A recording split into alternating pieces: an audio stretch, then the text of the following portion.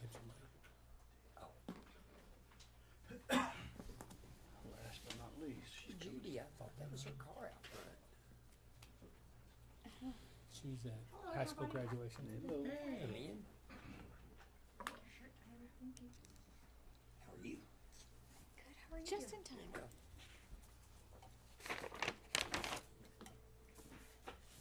I'll give you a quick second, Kelsey, to get. Okay, thank you.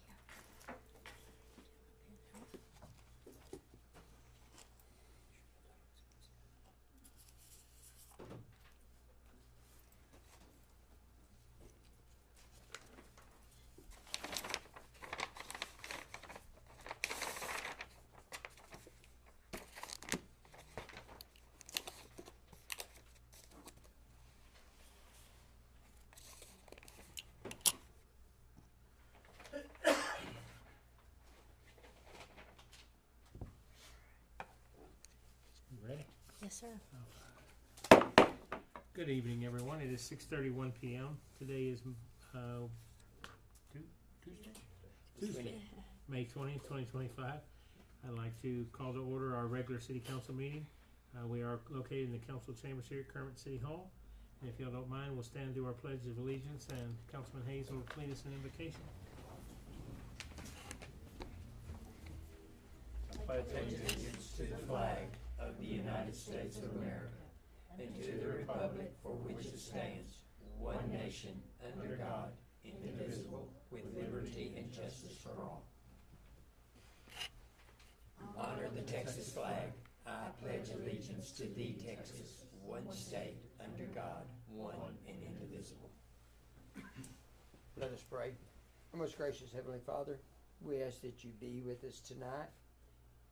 Please keep your hand of guidance upon all of us here, that the decisions made tonight will be for the betterment of our city as well as in the best interest of our citizens and residents that reside here. We ask that you be with everybody that is here this evening and bless them that they are here this evening to show the interest that's vital to our city. We ask all of these things in your most honorable name. Amen. Amen. Thanks, sir.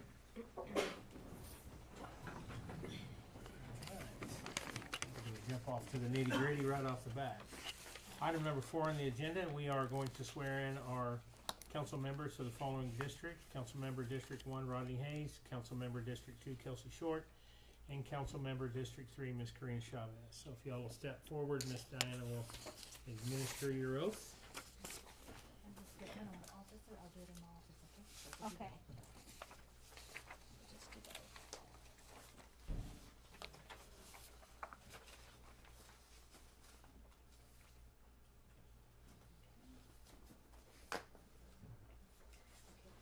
I'll say I, and each one of you say your name individually, okay? If you will raise your right hand, please. In the name and by the authority of the state of Texas, I Rodney Hayes,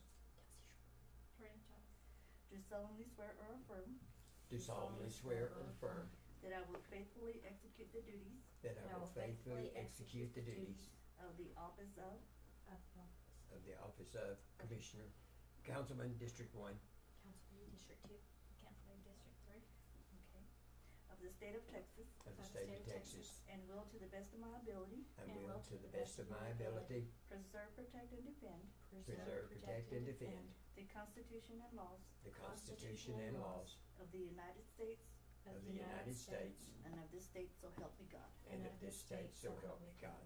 Congratulations. We'll do it one more time.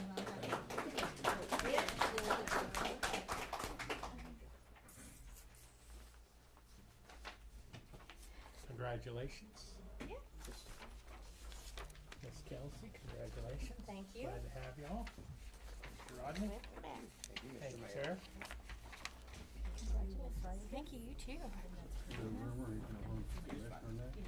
Evidently, huh? Just jumped right out there. There was name in there. Does it matter what kind of pen? No, we don't know. And after they're done doing their swearing in oaths, we'll proceed with item number 5, which is our election of Mayor Pro Tem. And this term is to serve, a term of 1 year. So I'll entertain a motion for anyone that would like to nominate anybody for Mayor Pro Make Tem. a motion, we stay with Rodney for the next year for Mayor Pro Tem. I'll second. We have a motion and a second. Rodney, do you wanna decline? I will. Alright, we have a motion and a second to, have Councilman Hayes continue as Mayor Pro Tem. All in favor? Aye. Any opposed? That motion carries. Congratulations, Rodney. Thank you again for your service. Mr. Juan Valenzuela has lost us again, but we will catch up to him eventually. So we'll move on to item number 7, which is a proclamation for National Municipal Courts Week.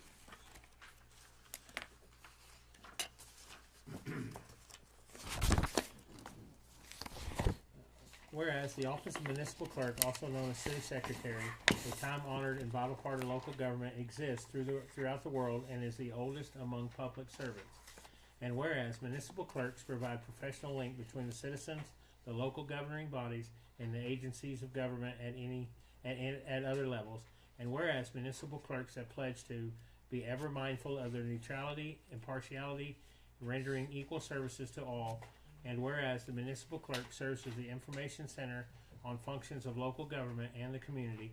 And whereas municipal clerks continually strive to improve the administration of the affairs of their office through participation in education programs, seminars, workshops, and annual meetings of their state professional organizations. And whereas it is most appropriate that we recognize the accomplishments of the office of the municipal clerk and the vital services they perform to the city of Kermit and the public.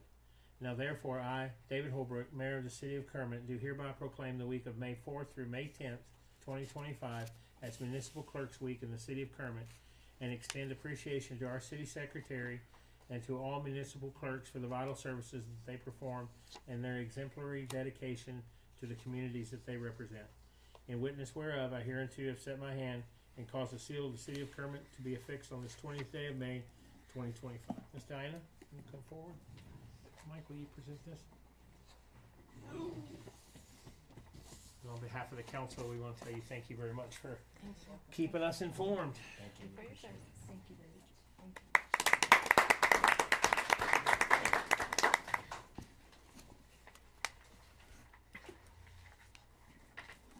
All right, our next item is proclaiming National or Public Service Week.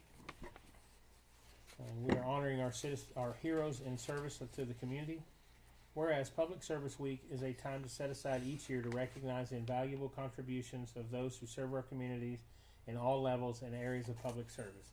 And whereas the City of Kermit is built and sustained by the dedication and selflessness of public servants, including administrative personnel, sanitation workers, utility operators, parks and recreation staff, maintenance crews, and countless others to ensure our city remains safe, clean, and functioning.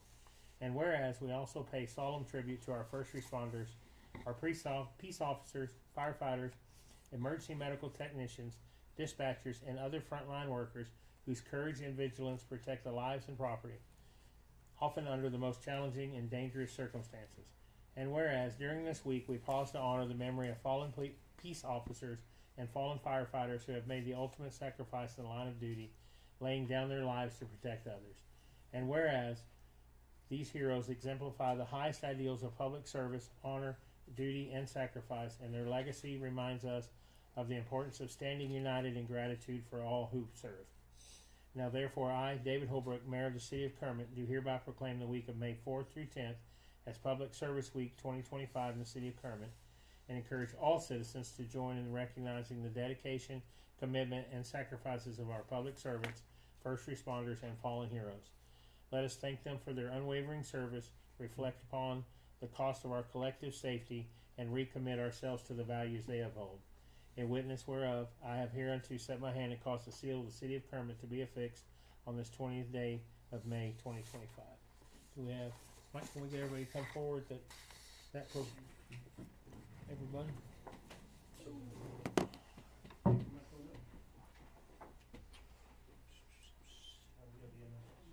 EMS. Manuel, they won't let you join?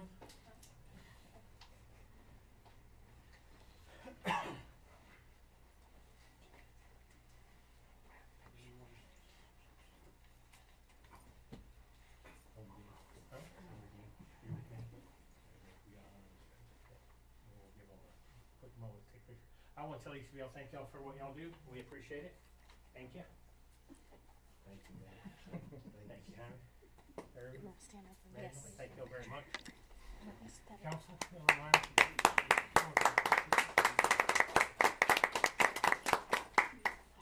The only unfortunate part is we're on a budget, so we only have one of these.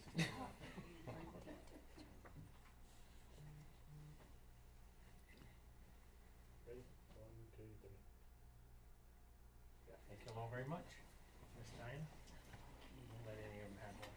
All right, Chief. Thank you, guys. Thank Thank you all you. very, very Thank much. you all. Thank you very much.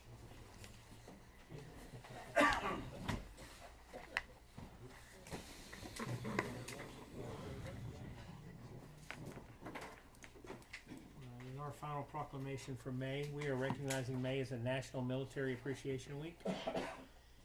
Whereas the month of May has been designated as National Military Appreciation Month, it is a time to honor, remember, recognize, and appreciate all military personnel, those now serving, those who have served throughout our history, and those who made the ultimate sacrifice in defense of our freedoms. And whereas the United States Armed Forces, Army, Navy, Marine Corps, Air Force, Space Force, Coast Guard, National Guard, and Reserves stand as a symbol of freedom, courage, and unwavering dedication to the values of our nation.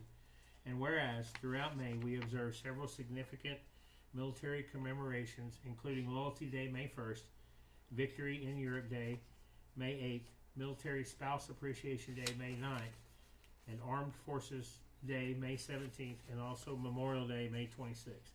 Each serving as a reminder of the importance of supporting our service members and their families. And whereas the City of Kermit recognizes the strength, service, sacrifice of the men and women in uniform, as well as the vital support of their loved ones, and encourages all citizens to show gratitude for their contributions to our country and community.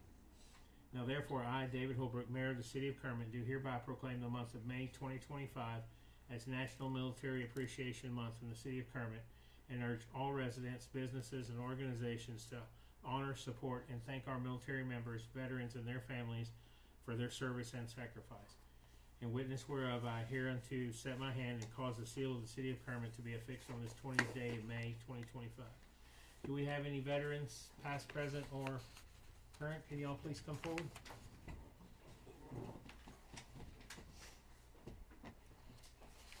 Any family members of military want to come forward? Thank you for your service. We really appreciate it. Thank you very much. Can I get a round of applause, y'all?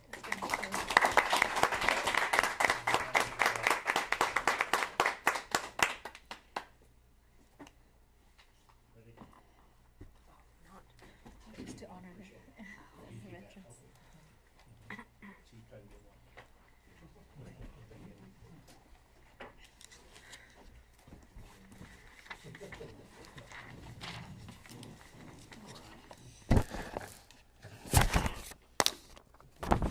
All right, moving on to item 10 on the agenda is our public comments.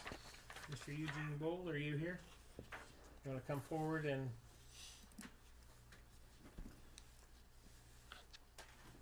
go ahead, sir. Mr. Mayor, Council, I don't have any kids anymore. They're long gone. But there's 6 families on that block that have toddlers to teenagers. And that street in the morning, going to school, is busy. It's worse in the afternoon. And it's mostly the parents. It's not the teenagers. It's parents. Pick up their kids. That's the first street they can take and not go through the intersection at the highway. They turn right down that street and haul it. And the kids are out there playing, kids walking across the street. And I don't care if you put a speed bump this high, but 1 or 2 in that street to slow them down, because there's times when you can't get out of your driveway. They come around that corner off the school and go. And I understand it's a shortcut, but it's not a shortcut to hurt somebody. And that's it. I mean, that's. I just don't want to see somebody get hurt. Okay. Absolutely. Anybody have any questions for Mr. Eugene? That street's, it's It's bad. wide open, isn't it? It is bad. What number block is it? The 1000. 24 East San Antonio, it's the last block. It's. seen, I would say, vehicles going up and down the street in excess of 40 miles an hour. Oh, wow. Alright. Mr. Leroy, would you like to get up and speak, sir? I've got the same thing he's got. I live at 906 East Bryan. People fly up and down, well, actually from Popular Street to D where there's a stop sign. And then from D to East Avenue, everybody that lives in the 900 block of East Avenue has asked for speed bumps and a four-way stop at D and Bryan. Dina Hardaway has a home video or security video. Somebody's flying down down H. Of course, the loose gravel, I don't think they did the seal coating right. There's loose gravel everywhere. They turned, spinning tires, going up to the school. They busted the rear window out of her Suburban. She has 3 small children. Miss Etheridge doesn't agree with speed bumps, but she says something needs to be done with the speeding. It's not only the kids, it's the parents too. Anyway, here's a list of names of who wants it. We can. And right now, we have a stop sign just on the D side, right, or the Bryan side. Bryan Yeah. side. D's open. There's been numerous wrecks at that intersection. Yeah. Yeah, My last one, wife was one of them. somebody went in the house, I think, didn't they? Yeah. Mm-hmm. And what's sad, when she was in a wreck, the guy driving didn't have a license or insurance, and the passenger took off running. Wow. Well, I mean, you can't control that, but anyway, thank y'all for y'all's time. Yes. Thank you. Thank you. Mike, what kind of study go ahead, sir, yes, I sir. was just gonna say, I neglected to say, but I've talked to everybody up and down the street, and, I mean, some of them, like I said, they said put 2. They're tired of the traffic and the danger to the kids, so. I didn't get signatures, but I did get several that said if we need a petition, they'd sign, so. What do we need to do as far as, looking into adding additional traffic control devices, either stop signs or speed bumps? Or There's a both. stop sign We can, at the ends, but it doesn't do Yeah, anything. I think on yours will probably need speed bumps, on yours may need a combination of both. We can start taking a look at it. I can start working with our chief to figure out maybe where we need to be at. I know that in the past, I've read where there was a traffic safety committee that was formed, but there's nothing in ordinance that even states that the traffic safety committee even exists. So I don't know if it was an ad hoc committee that was put together by the previous council, prior to this council. But that's something we can start taking a look at, and maybe in our next meeting, we can come back with some recommendations, suggestions for the council to consider. Council, do y'all wanna direct staff to do that? Yes. Yes. Yes, please do Yes. that. Follow our directive on that, please, sir. And we could. Where Have do it you on. want, would like a 4-way at? D and Bryan. and Yeah, Bryan. Brian. Cause when you, there's not a stop sign from Austin all the way to East at 302. 302, right? It's That's straight. wide open. It's wide open. Okay. Okay, if y'all wanna look into that and let us bring that back to council, okay? Mr. Heston, you like to come forward, sir?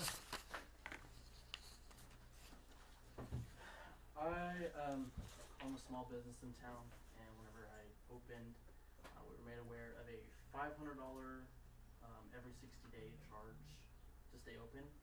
That's $3,000 a year. I'm lucky if I make profit of $3,000 a year. I employ only high school kids, so giving them a job, giving them something to do, stay out of trouble. I called the local communities around us. Monhans doesn't charge at all for a food truck permit. Odessa is $300 for one-time fee for a year. Andrews is $50. And Seminole is $75 for 180 days. So I'm asking consideration of changing that, or maybe making it, because we are just a snow cone and drink. We don't do food, and so maybe changing that to see if we can't stay open any longer if that continues. So. I'm sorry. You currently are parked where? We're at 600 East Austin.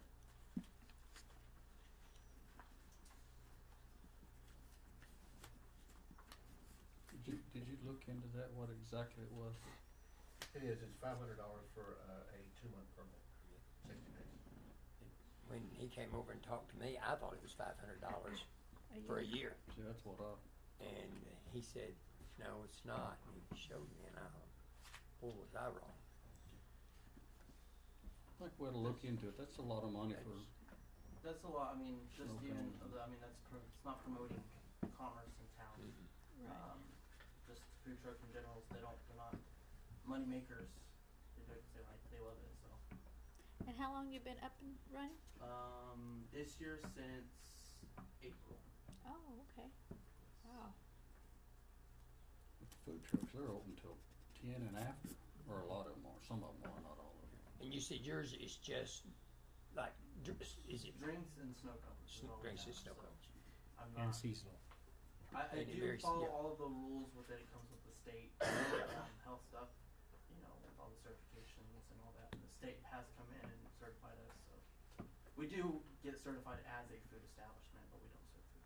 And you're there, you said you're seasonal, so like April to October? Probably is. Was it the 2-day that we changed? Yes, Okay. we went from now we have a single day permit that can be purchased. Okay. And don't we have a stipulation if they have a established business in town that, or a business location in town That's correct. that permits, Yes, sir. are you renting that Yes, sir. space? That may be something to look at, cause I noticed your sign was in front of the building now, even though your trailer's on the side. So maybe something to look into. Thank y'all for your consideration. Thank you. Yeah. Do y'all want these, the copy of the different policies? Yes, please. Thank you. Yes. And Hess, let me get that looked at, okay? Thank you.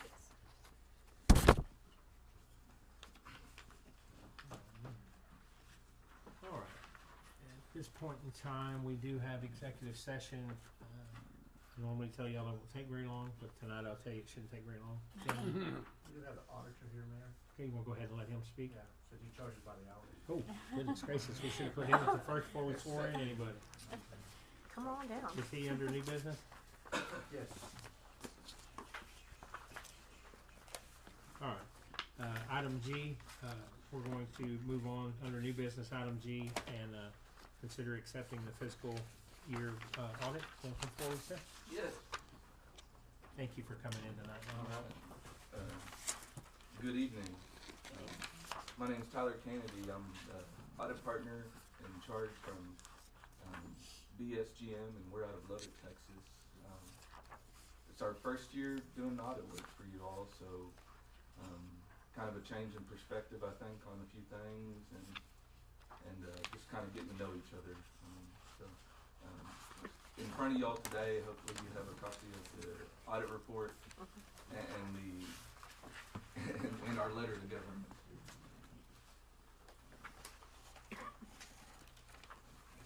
There you go. So, the goal is not to read this word for word. You know, there's a lot of information in this document. You know, whether it's talking about your liabilities or your assets. So I usually do this in two parts. The first part we talk about kind of compliance findings that we had as we did our audit work, and then we can kind of take a quick look at your financial position and go over some of that information. Compliance-wise, the first thing I usually start with is we have a letter that's included with the audit report.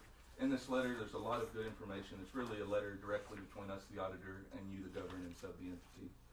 In this letter, we talk about changes in accounting principles, changes in accounting policies, anything that will affect the financial statements from year to year, as well as some other goodies. We go into disagreements with management, misstatements that we found as a part of our audit procedures, and as well as our ongoing relationship with you all and the auditor. And so just covering that information, working with Kermit this year for us was, it was straightforward. If the information was available, it was certainly given to us timely, so we certainly appreciated that. There was an upload of our RFI, so we could get some of the work done prior to us showing up here. So we appreciate all of that. And as far as disagreements or any of that, there was really none of that between us and the staff here at the city. The one thing that I would point you to is at the end of this whole charade of the audit process, our goal is to produce an audit report that has financial information in it, right? And so the rules that guide how we do the debits and credits that go into the audit report are defined by GAAP, generally accepted accounting principles. And those are, at times, can be hard to follow for smaller entities, and especially if you have water and sewer funds, sanitation funds. That's really where the pitfalls come as we see it from the outside looking in.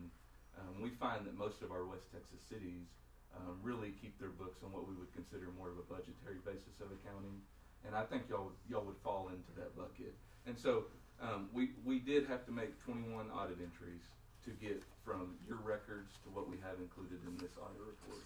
And so that's just a number, right? I would tell you that most of that is related to the water and sewer fund, and the accounting in the water and sewer fund is further away from budgetary accounting than your general fund would be, because general fund is more of a short-term approach to accounting. Fixed assets are expenses. They're not assets that go on the balance sheet and get capitalized and depreciated. Long-term debt is inflows or revenues. And so we spend a lot of our work really getting in the water and sewer fund, getting those records, what I would consider to be fairly stated. So just putting that in y'all, out there for y'all.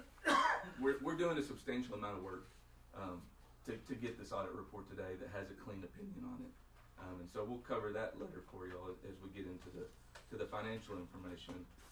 I would certainly ask y'all if y'all have questions, concerns, or comments about the information that I'm putting forward, kind of as the precursor to looking at the financial information.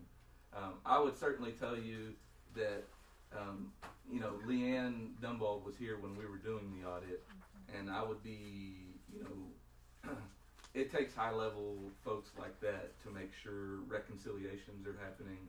We're looking at data after we enter it to see if it makes sense. Where did it go in the budget, right? Does that make sense where it went in the budget? Does that expense make sense to recognize in this period versus that period?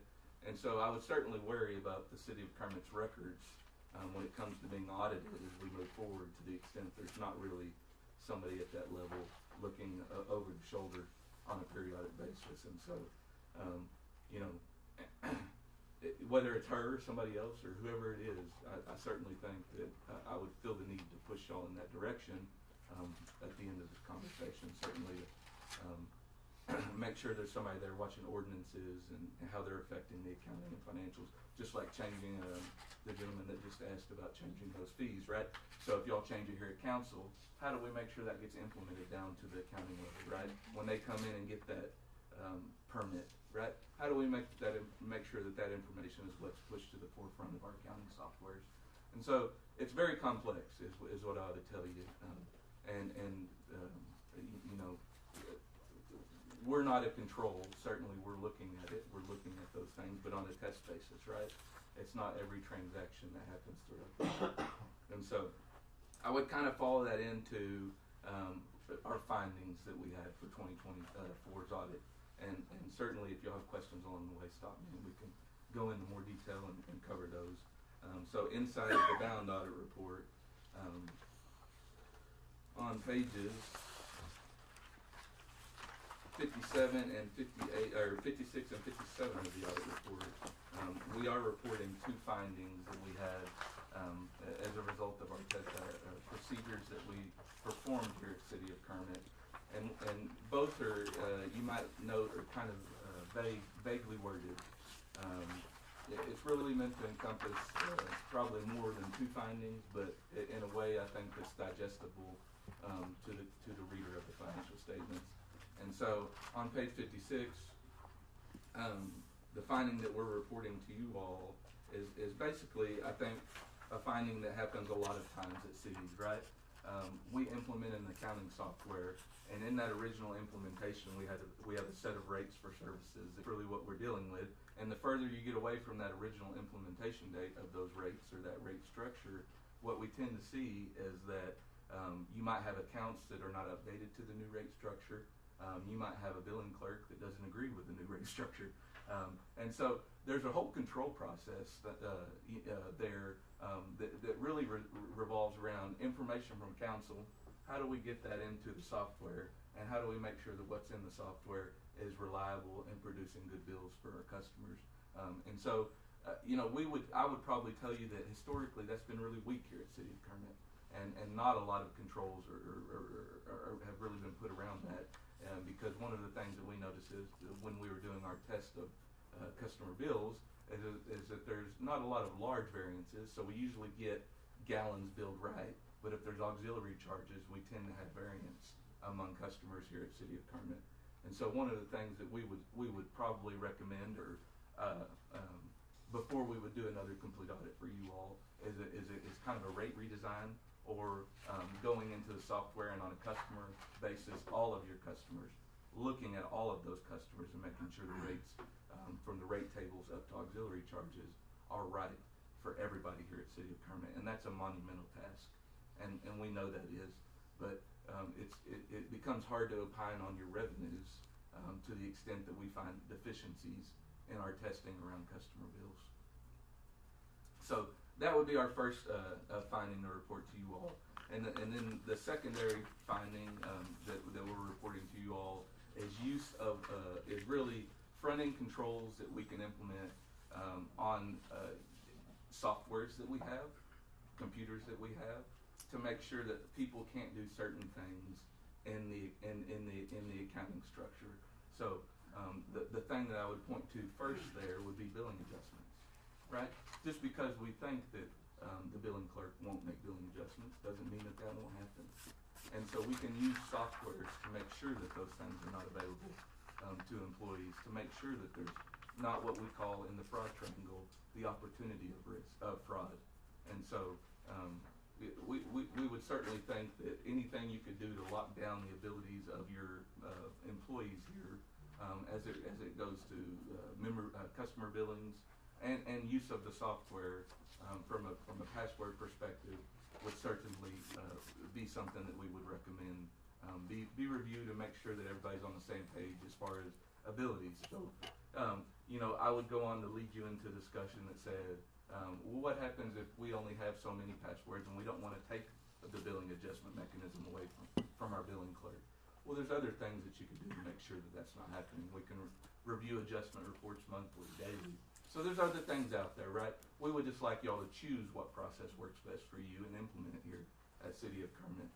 Because as far as City of Kermit goes, we would tell you that the number one area of misstatement, fraud, or the ability to get funds from the city would be through the customer billing system, right?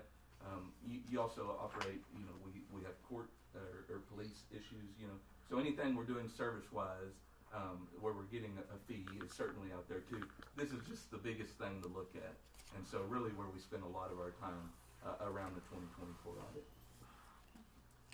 Questions, concerns, comments? So those are the things that we're reporting, and really, you know, probably not the funnest conversations to have, but certainly I wanted to make sure that we got in front of you today and gave you the results. I would tell you that as we went through the year, we certainly noticed a remarkable change from accounting transactions from October 1, 2023 as we move forward to the end of that year. And so, you know, we would hope that that continued, and certainly that the transactions are cleaner and the journal entries are cleaner as we looked at that information, because it certainly makes interesting auditing when you have information kind of going from here to there. So, okay, so that's really the records and kind of compliance and things of that nature. If y'all are good there, I would move on and kind of just give you a quick look at your financial position.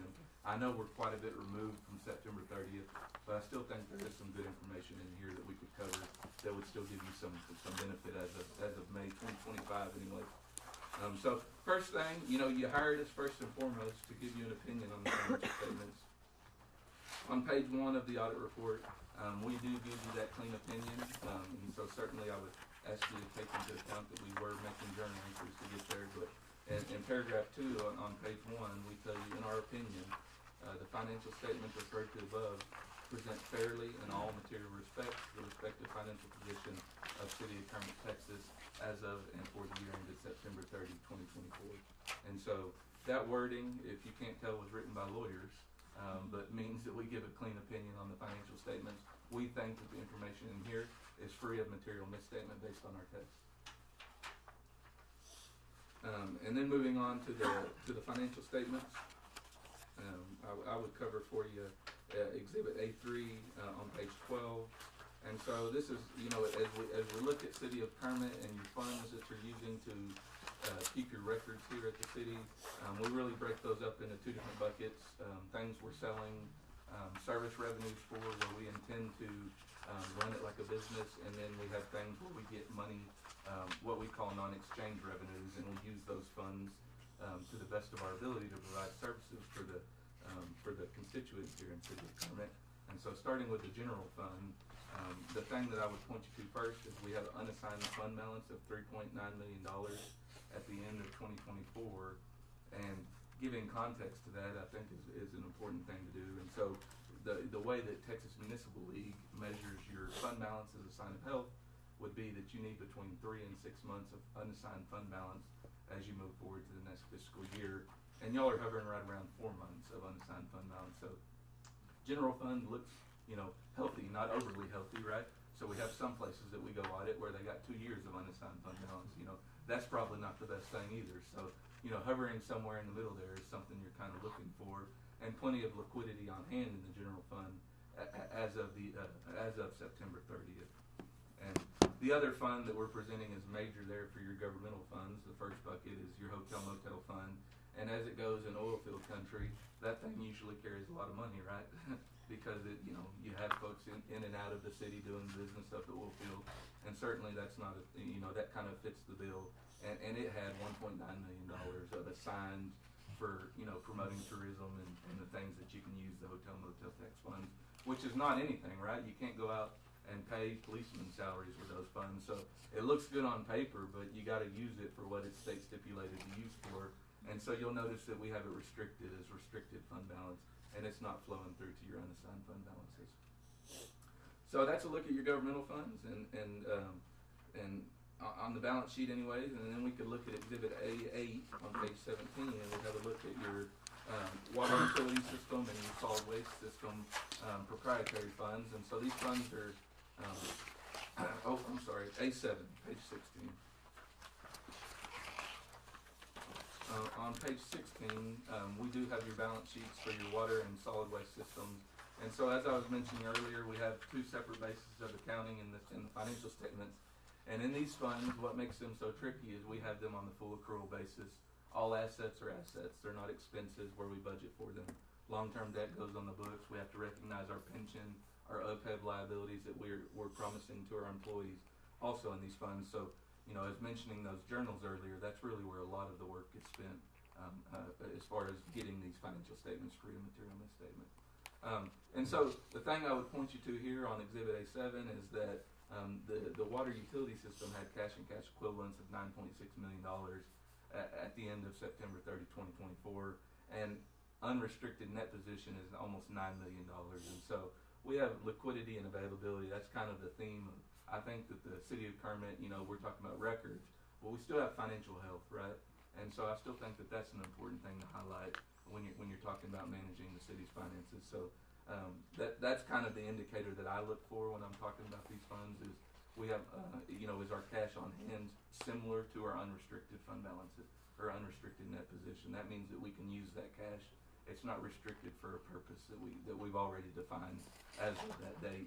And then the solid waste system is very similar, just under $1 million there in the solid waste fund, and unrestricted net position of $786,000 there in the solid waste fund.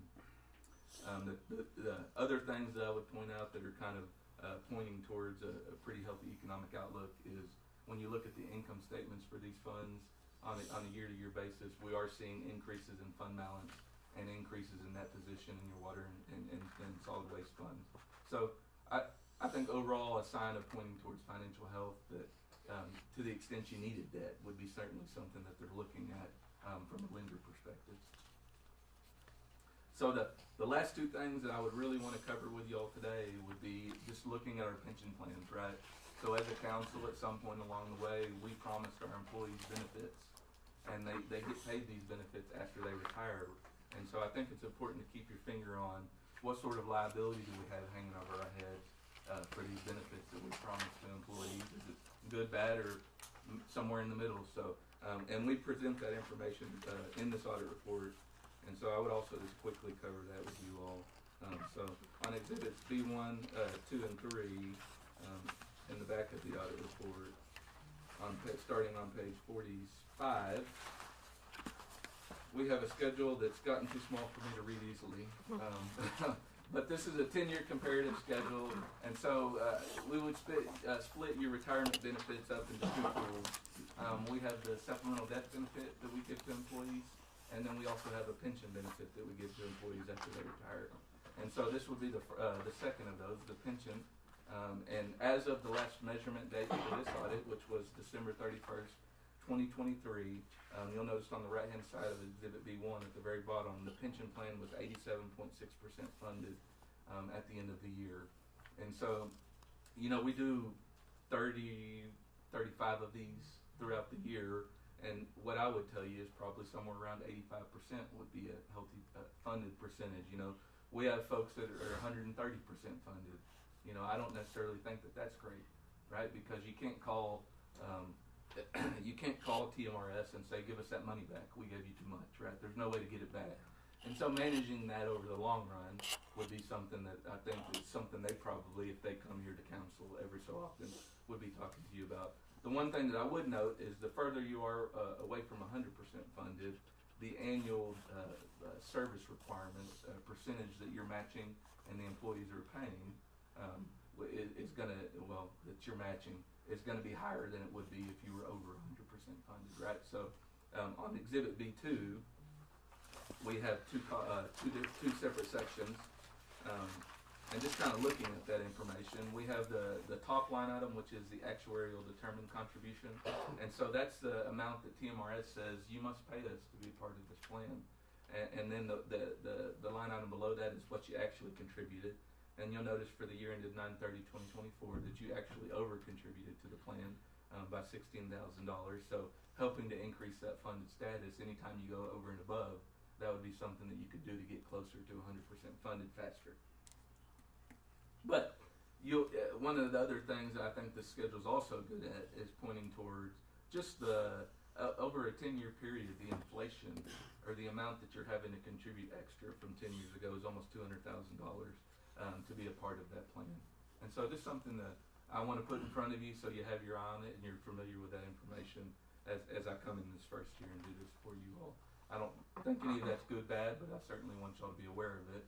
You know, if you were 60% funded, that's certainly not a good place to be. So, but wanted to point that out to you.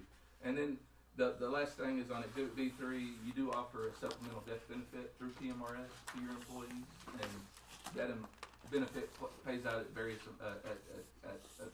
a set amount, and you can't really do a lot here to change what this liability is, but it really represents for people who haven't taken that benefit yet or aren't available to get that benefit, the liability associated with funding the plan on a 30-year approach. So, and that liability at the end of September 30, 2024 was approximately $174,000, and I would tell you that you can't really do much.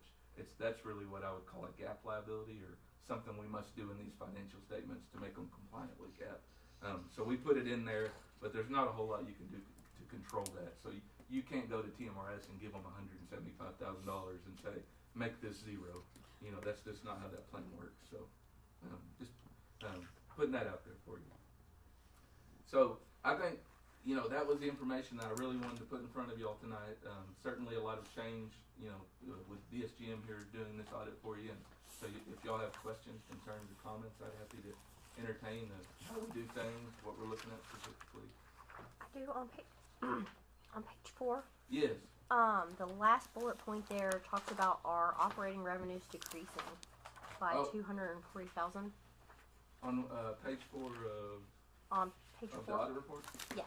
Okay.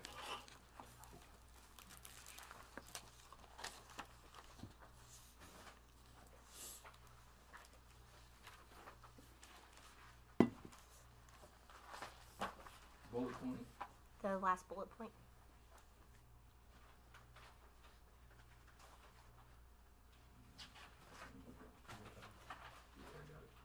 Do you think that number could be related to the utility clerk. Well, we're not Thing you were pointing our talking about? fingers at anybody, and we're not fraud auditors, so I would tell you that. Fraud auditors are very detail-oriented, and they go through every transaction. What Okay. we would tell you is the ability is there, and that's Okay. really what concerns us, right? We want to take away the ability through controls or other things we can do. And so that's what I really, that would be my report to you. But no, I don't have the analytic data in front of me, but usage is certainly a thing year to year that we would have seen drop.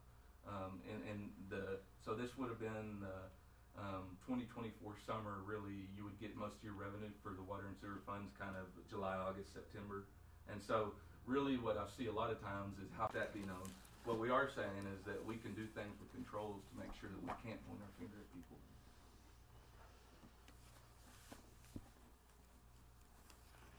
Thank you so much for all this information. I have listened to these reports for the last 3 years, and this is the most detailed information I think we've ever gotten. Yes. Thank you so much. Well, I mean, there's a lot in here, and I'm probably covering about 25% of it, but I think it's the most important data that you could read in the audit report. You know, without the context and kind of us talking through it, it's just numbers on paper, Right. so. And if you have more questions, I'd be happy to come back and cover it with you. I've got one, it's because I don't know what it means, on B1, net pension liability as a percentage of covered payroll. Yeah, so this is, okay, B1 here. So, this is just one of another measurement standard, so your covered payroll would be, how much are you paying employees for all of their salaries for the year that would qualify as matching to TMRS?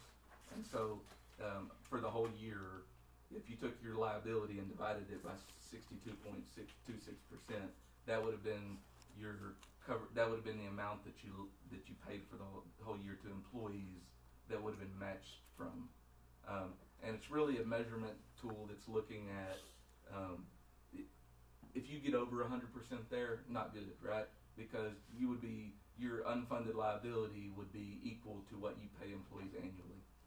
So that was what led me to that question. In 2018, we were at 131%, and this year we were at 62.2. Yeah, so some fluctuations there, and certainly we were not your auditor Right, then, right. and so I wouldn't know what went into that data. I know how we do it, and that's the measurement that we use. Is we look at your payroll that you would match based upon, or that qualifies to match based upon for TMRS, and then that would be your covered payroll, and we would divide that by your liability to get to that percentage. Would it have anything to do with employees starting to age out at that 2018 range? You know what I mean? We have more liability because we're No. fixing to start paying those pensions out, or I would generally think the thing that I'm looking at immediately is that your funded ratio is down substantially that year. Net investment income is down that year, and then benefit payments are kind of heading up. Is kind of the numbers that I'm seeing. okay. That are driving that decrease in the liability. Now, it would probably, I would probably think that you might have had some retirements that year, and you have some new folks on staff that may not have been making as much. Okay. That's certainly something that could answer that question as well. But I don't have that. I'm sorry, I don't. No, have you're that. good. I wonder why we were half the percentage. Okay. Anybody have any other questions for Mr. Tyler? Based on the findings and would you recommend just reevaluate in a year, or should we come back and visit in 6 Yeah. months, 3 months? Well, I mean, and Mike, I don't want to step on you too. So here's the thing that we have is complexity drives errors, right? And so if we could have a single rate for water that worked for everybody and would generate the revenues or would point the revenues where you wanted, that would be most ideal, right? But the more granular you get, or you start pointing charges to certain groups of people or usage or users, you want to maybe preserve water, so you maybe have a ratchet, right? So the more complex we get with rates, the harder it is for our systems to have those embedded in them, right? I'm not saying that it can't do them. I'm just saying that that's where the complexities arise. So I would almost recommend. I think that in the response there, we're talking about a cost of service, maybe a rate a new rate look or something of that nature. And then a customer by customer, we need to go into everybody's accounts and make sure that here's where they are on the map, here's the charges we have associated with those folks. Are they right? Are they wrong? I think it needs to be from the ground up, and I think it's been not reviewed that way for a long time, and so I would just recommend that. And I know that's a big burden. I know I'm asking a lot out of y'all here, and so I'm not going to look at you and say that that's not a large burden, but that's what I would, from the ground up. Start there. Okay.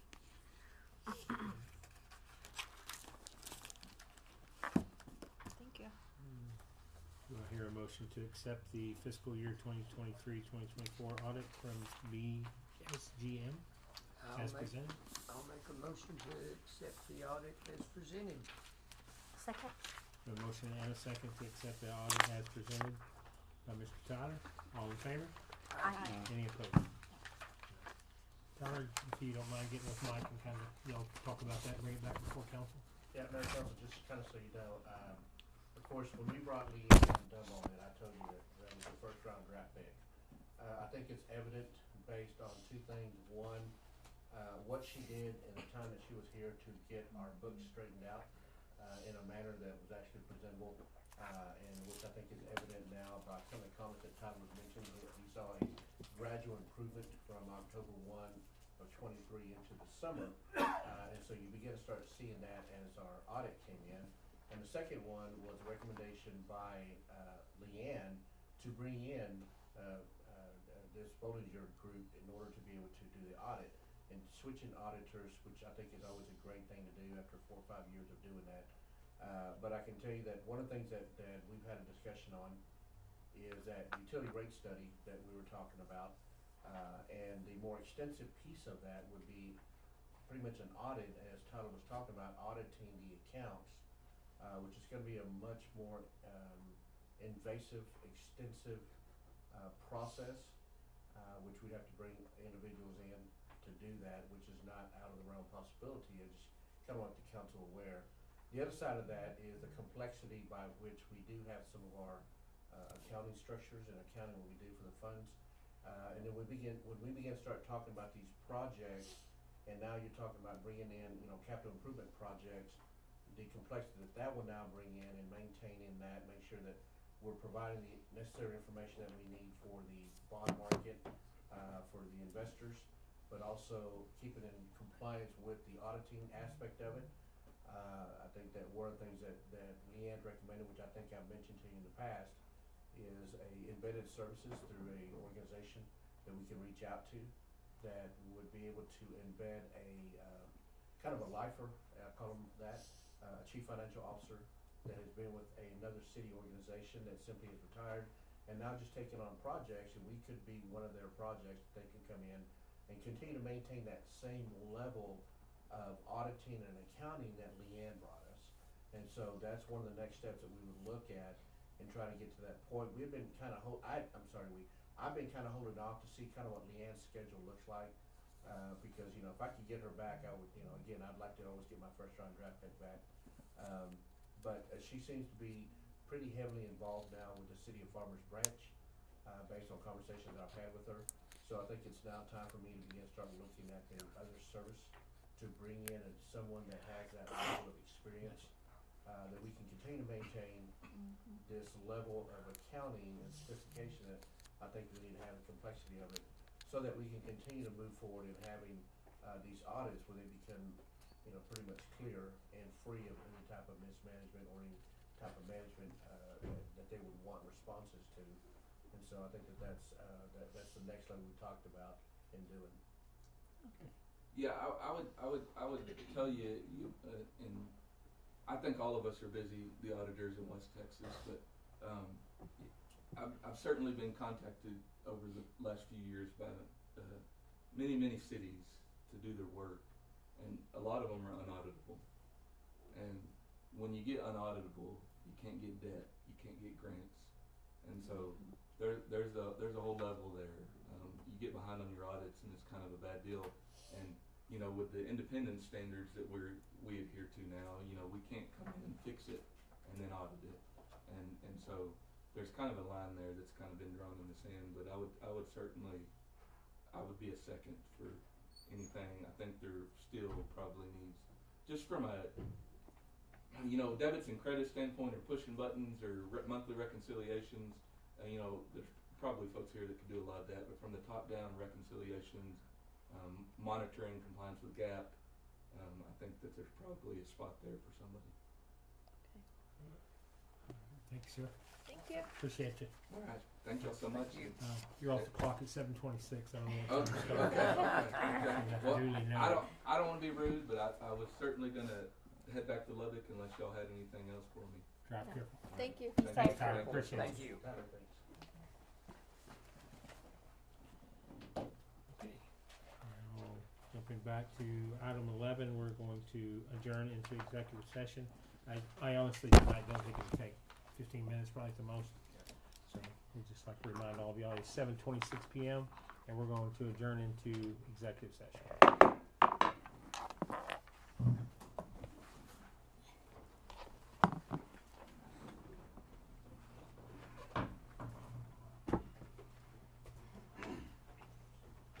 Thank you.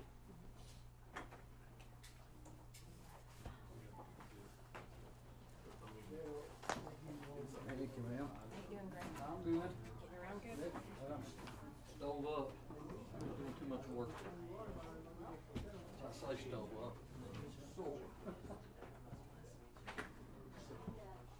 Kindergarten graduations, 3 hours apart in East Texas.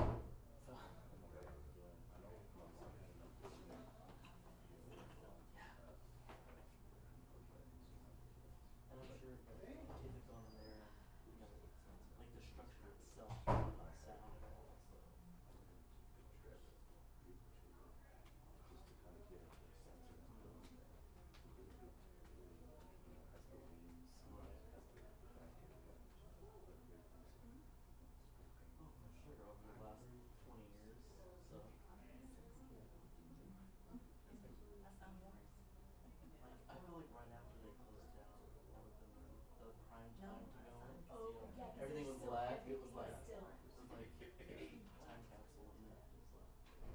My sister worked there years ago.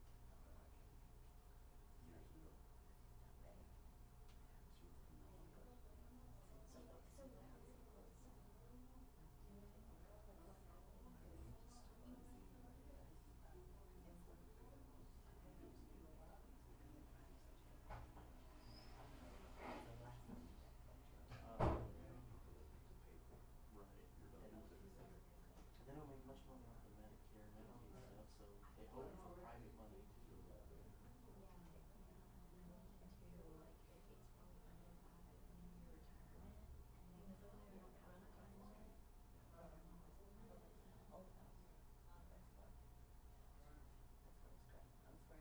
how long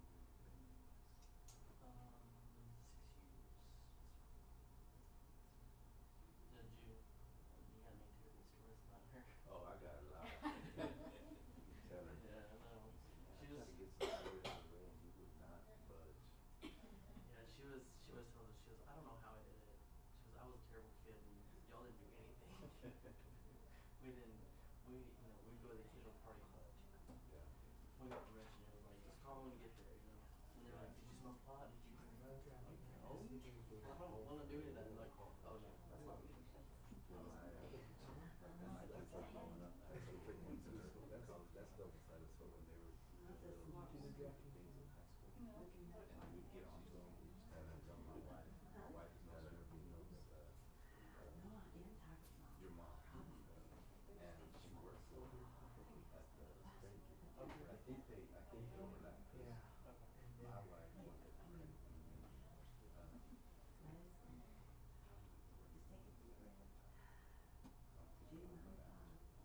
She was the one in the Lions, and then she got transferred to this one.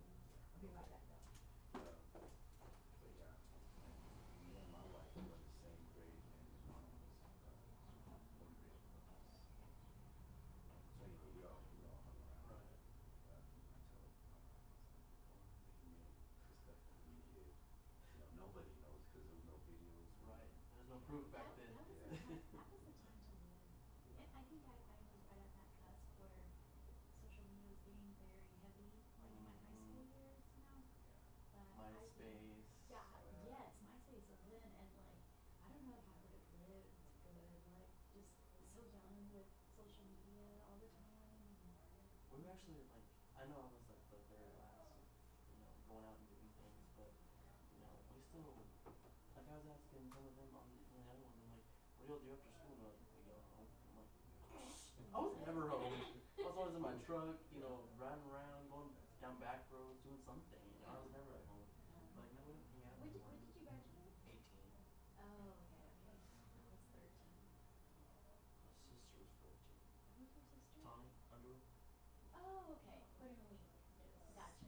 Okay, that's why. See, yeah. Where's she? She's in Wink. Yeah, she has a grocery store there in Wink, a liquor store. So Wow. her husband lived there. And they're building a house, and they have a 2-year-old little boy, and they have a girl. Oh, wow. Families are growing. It's crazy how that happens, huh? It goes fast. How's your dad? Good. Yeah, that's good. I haven't He's- seen them in a little while.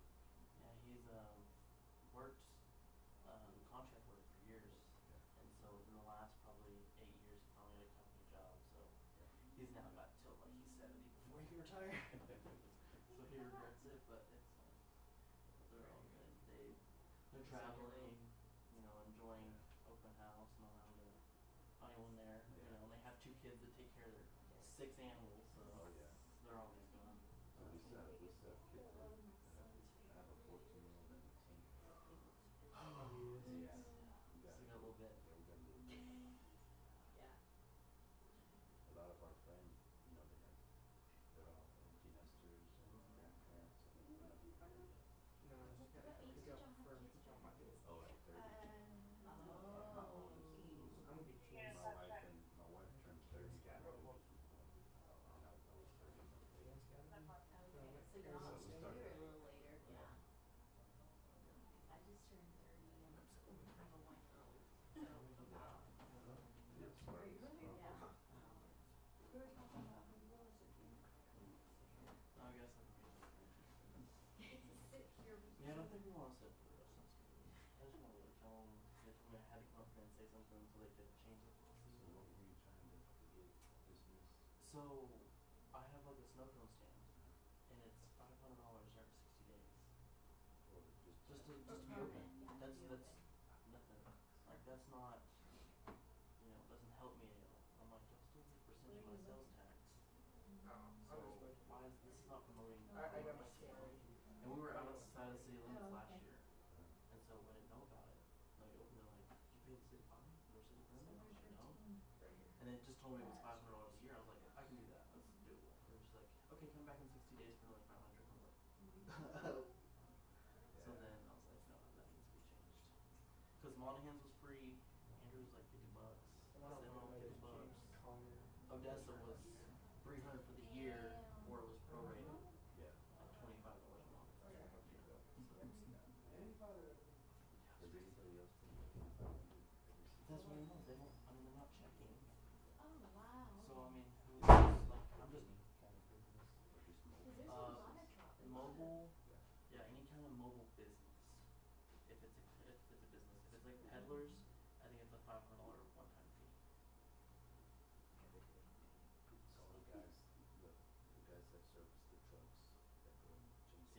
they're supposed to. But who's tracking that? Just like he said, that there's no, you know, check on, there's no account and balance kind of situation. How do you know that these people have permits? They gave me a piece of paper that had a date on it. That said city permit. Like, who? There's no.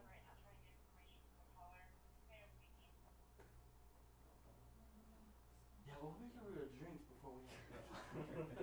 Well, it was nice meeting you, and I'll mention your name. Yes, it was nice to meet you. Have fun in here. I'll probably be there in a minute. Where are you going? Where are you going? Yeah, South 18. Is that possible fire? I owe them a drink, so they had to come over here. No, the caller's calling. They can't get directions because they can't understand the call. But the officer called and I guess they see smoke. And they asked her if they had a call yet. And they said they were on the call with somebody. What you doing, man? Just working. Working and kids are finishing school, their graduations. Busy time, huh? And then summer's gonna fly by before you know it. They start school like in mid-August now. Like August 13th. That's quiet. I feel like summer's still winter. It was young. Yeah, it took forever when you were Yeah. down. Maybe it's a petrol too.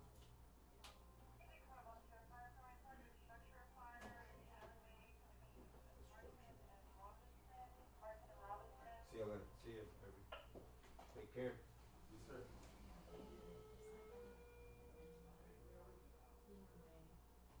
I can't turn my brain off with this job. You can Yeah. your brain off with that job.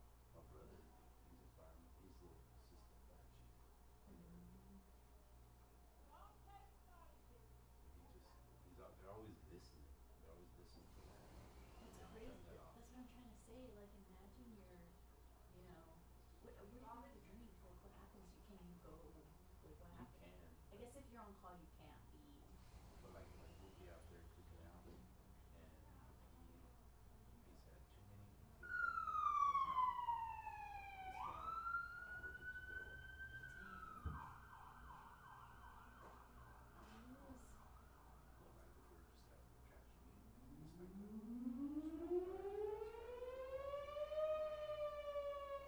I would think to the whole city. This ain't no gift of.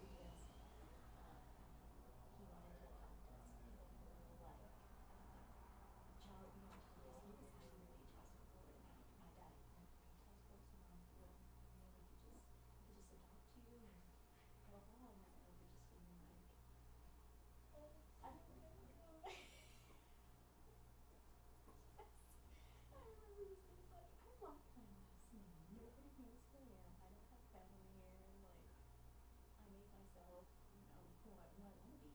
Yeah. And it never happened, but I just remember that so clearly that my mom did do that. Yeah, I would have changed it back. Yeah. I mean, even if I get married, I don't think I would. I really like my last name. I don't think I would change it. You wouldn't leave it and do the hyphen of the other? No, I would never do a hyphen. That is one thing I would make. Because I have my mom's maiden last name as my middle name. ODS. Yes. Yeah. Because, yeah, and so I was like, no, I'm not doing the hyphen thing. I mean, I guess I just don't like. I think it's commas too. There's a lot of commas, and there's not many Sophias on there. I'd rather just because I'm some commas. licensed. Do I have to change it whenever I do get married? See, it's Because, you know, now there's people or women in DFW that I see, you know, they get married and then they have to oh, put the their parentheses. parentheses, or else we wouldn't. You don't know who they are because they're Oh, married. oh, when'd you get married? Yeah, the parentheses. Yeah. Yeah. I think you do, because that's your legal name. I don't know, but I would think. But you that can choose to keep it, right? Or you have to change it. I think you can For your choose. seal, Or for just in general. or just for your last name? Yeah, Right. just for my last name. Like if Oh, I yeah. do get married, I can be like, you Oh, know yeah. what, I'm just gonna keep My, it. Mary's brother, when he was married to his previous wife, she kept her name. And she, I think she had a job at UNT in Denton, and that was the only reason she's like, I changed my name. You know, I've been known, her last name was, or something, Mm-hmm. something White, but she didn't change it. And I think I don't think she wanted Gabby, you know, Yeah. so she. Which I actually would like that.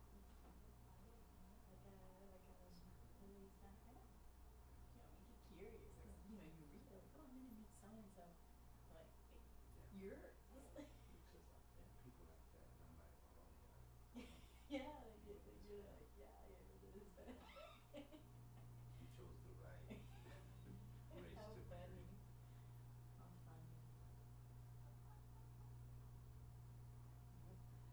Stuck here in Kermit, man. I've only been here, what is it, since Friday? No, yeah, we took a Friday night just to get here to grab. We got here right in time for graduation. To get all the kids Was and it the outside? dogs. Yes, and Nick. So we got here Friday evening, and then Saturday, Sunday, Tuesday. And I feel like a lot has happened. But it's going fast. Yeah. And how long are you staying? We're gonna be here the whole week until after Memorial Day. Yeah, it was a much needed break. Brandon already called me twice, and I'm like, if you really need me, I can, but I really want. Because especially the internet here is not good. Yeah. My mom has Wi-Fi and stuff. Yes, I mean, if I go to my suegra's, like she has a good one because her son plays video games, and I can, you know. Yeah. But at my mom's, I'm not getting anything done. When I was working from home here, I had to be at my suegra's to get stuff done. You know where I went? Here, as we've been doing all these trips. I think it was, I can't remember which truck stop. But I went, and I wasn't, I had like an hour to kill before I can't remember what it was. I was like, I'm gonna go to this truck stop and just get on my laptop and just answer calls. Yeah, good. Oh, really? Tell me. Yeah. Tell me which. I wanna say it was the one going to League. Okay, the one. Because I don't remember choosing between the two. It had to have been this one right here. One that was by itself. Mhm. Okay. And I got my coffee, and I got like a protein bar or something. No. And I sat there, and you could see the trucks, and I liked it. Yeah. While I'm out, I have my computer because I'm doing my consultant training homework. But I learned from you, and I have the way, like I'm not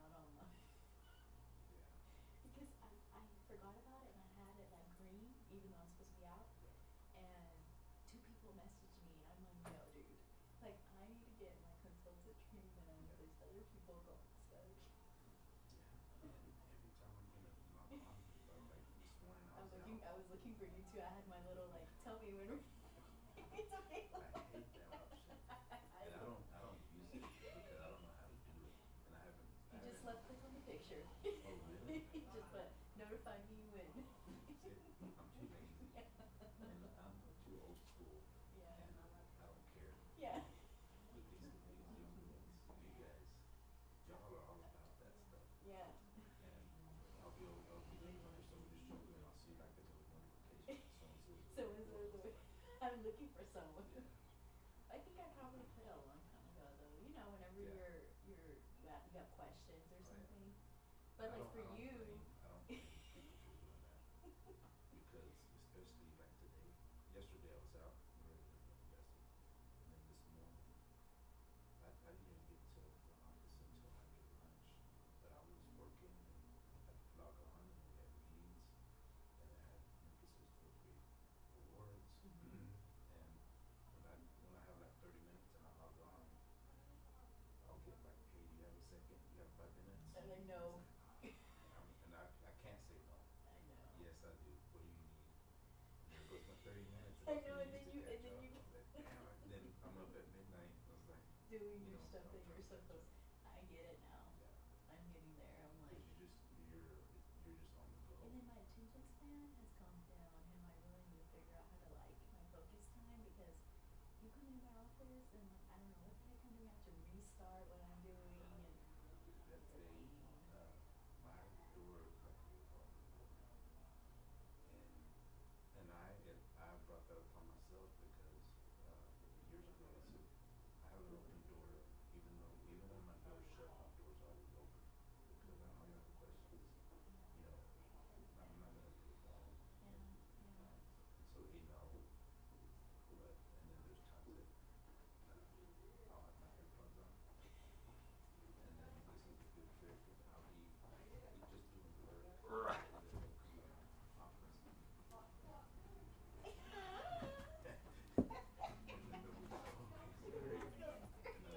We ran everybody off, didn't we? I know, we need to go into executive session more often. Especially, of course, we hadn't had troublemakers lately, so.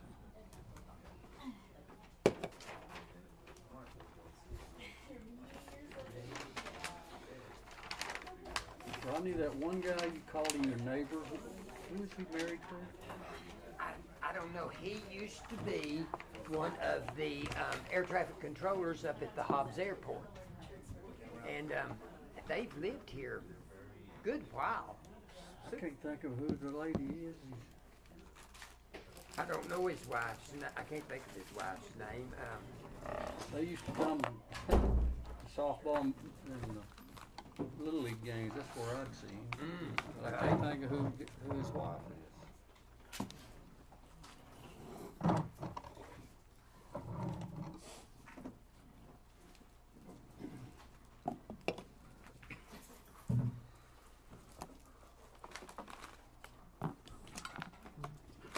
Sometimes.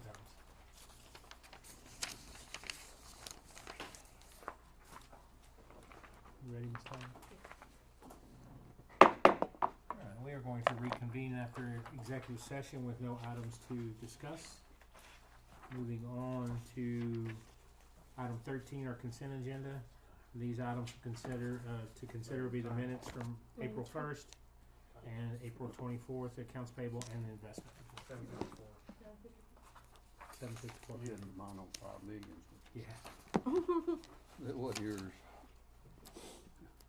it's close though. The closest I've ever been. Okay, so we do have our consent agenda items in our minutes.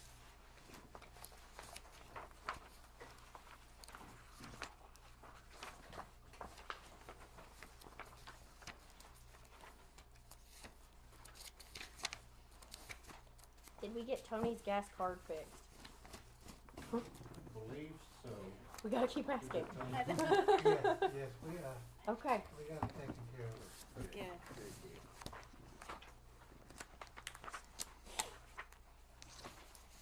Where did Monarca build us 2 rooms? They built one room in, I'm sorry, those are the water. So we have to provide, a room, a shelter at the, water tanks. So we have our coordinators, they're, SCBA rooms. So we have to have SCBA outside of where the coordinating machine is at. And so it's a requirement by TCEQ, and when they came out and did their inspection, they kind of got us on that one. So we built 2 rooms in order to be able to hold the SCBA, material and equipment. In the event that something happened, they could put that on and then go into the Go coordinating. in the rescue. It's a rescue type of Okay, so all this is that building, for those 2 rooms. those 2 rooms, okay. Yeah, we have one over at 302, the tower at 302. In the Underwood, Oh, Underwood and Walton. Okay.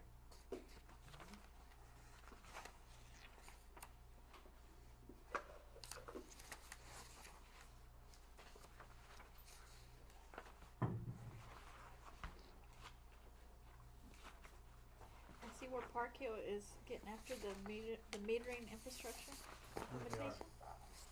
We had our first pre-construction meeting with Premier Waterworks last week, and so we are now beginning that project. Great. Okay, the other Monarca stuff, the concrete slab, that's part of that same building or different? Plaza Park. Yeah, so we have a concrete slab that we put over at Plaza Park, and if you go out there, you'll take a look, we have 2 5,000-gallon tanks.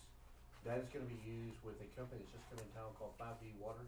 They're buying water from us, and they're going to filtrate it even more for natural gas plants. And, cause they have to have it pure for the igniters. And so they're using about, 67% of the water, so they're still discharging about 1/3 of it. As opposed to simply sending it down to our, ponds, our wastewater ponds, we have worked out a deal with them to, take that water, transport it to the tanks, and we're gonna use that to water the parks. And so the first one you see is over at Plaza, and then from there we'll move, try to get one over at Cemetery and also actually probably Vest and then Cemetery. Cause we use a lot of water at Cemetery, we don't know if they have enough water discharge to do that. Right now, they're pulling in about 30,000 gallons a day, and so they're gonna be discharging about 10,000 gallons a day at this point in time. They anticipate that within the next few months, about a year or so, they'll be up to about 100,000 gallons a day that they'll be purchasing from us. And giving back 30% of it. Is there anything in the refuse? Microplastics or? Nope. I mean, is it tested? No, all it is it's our current water that they're buying from us. Right. It's our drinking water. They're just purifying it even more and taking out all the Certain minerals undissolved and solids stuff. or whatever. And as they stated to us, there's nothing wrong with the water. It's just that TCEQ does not allow them to put it back in the system, so they have to discharge it. And we're gonna have to market it as non-potable water, but the reality is, based on what they're telling us, you can actually go and drink that water, all you've got is just little extra minerals in there that's coming out of the water already itself. Because the water can be very pure when they take it to the natural gas plant. Are they putting the tanks in, or is? So, you said they will, they're gonna put the tanks in and the pumps, and they're putting the concrete slab also. And the transportation. And, yeah, and they're doing it all. So, but they're paying for all this? I'm confused. They have the initial cost, and if you notice in the water rates that you have, is that, which we'll discuss later, there's an item in there for them to get a discounted rate on the water until the project is paid for. So there's no initial cost from the city, which is built in over the cost of, bulk water that they're purchasing. So we paid this to Monarca and billed it back to them? Yes. Okay.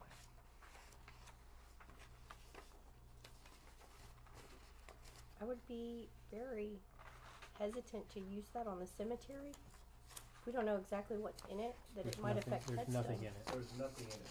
It's our water. I mean, everybody says there's nothing in it, Well, it's the current water that you drink. It's our city. They're just, but it's refuse. I mean, it might have microplastic, it might have electromagnetic particle, if it's been through industrial. Well, it's not industrial. It's not industrial gas until plant? it leaves the No, no, plant. no. Till it leaves the plant here in Kermit and it goes to the natural gas plants, we're not getting that water. They're taking our water, as an example, they're taking 100 gallons of water from us out of the tap. They're purifying it, even more so, and taking out all of the BDMs out of it. And then at that point in time, they're taking that 66 or 67% of that, which is now even more pure because they filtered it out. That's what they're taking to the natural gas plants. The remnant water, that third that's left, that's what's being put out onto the parks.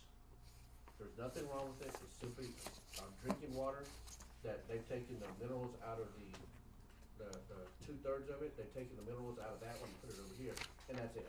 That's all they've done. It's not the water coming back from the natural gas plant. That's not what it is. When they take the water out there, we never see it again.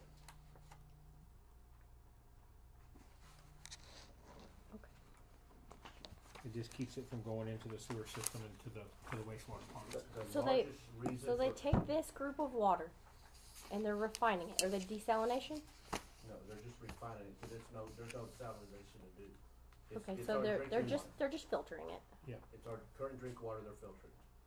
And whatever third, they're taking the minerals out of 2/3, putting it back into a third, and we're getting that back. We're getting all of our original minerals back. And the reason for doing that, as the mayor was mentioning, if we set that down to the wastewater pond, now we're looking at an expense of having to add another lagoon. Yeah, we're right at teetering on the edge And so of we'd have to needing add another pond. lagoon. This keeps us from having to do that by simply using that water, that remnant water that we're gonna send down to the pond, and we're gonna use it to water. Now, according to TCEQ rules, we're gonna have to use it, we have to mark it as non-potable water, but there's really nothing wrong with it. Okay. And Yeah, they're not adding anything or and anything. it's approved by TCEQ. Yeah, it's just even more purified water than what you have already. We have a water rating right now of superior, and they're just making it even more superior. So back to consent agenda items. The only other thing I had in the bills was Level Hammerheads Carpentry, and this was marked as under the advertisement column, page 4.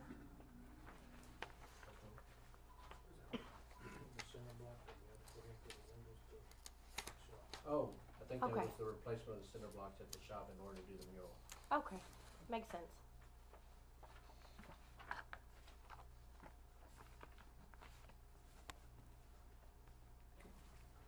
Any further questions on the consent agenda items? I'm just gonna move on to the investment report Okay. section. I just wanna thank Caesar and his staff for the no through truck signs around town. Those have been notable. Thank you.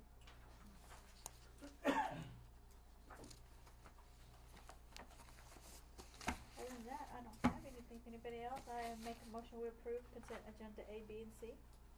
Second. We have a motion and a second to approve consent agenda items A, B, and C. All in favor? Aye. Any opposed? Thank you.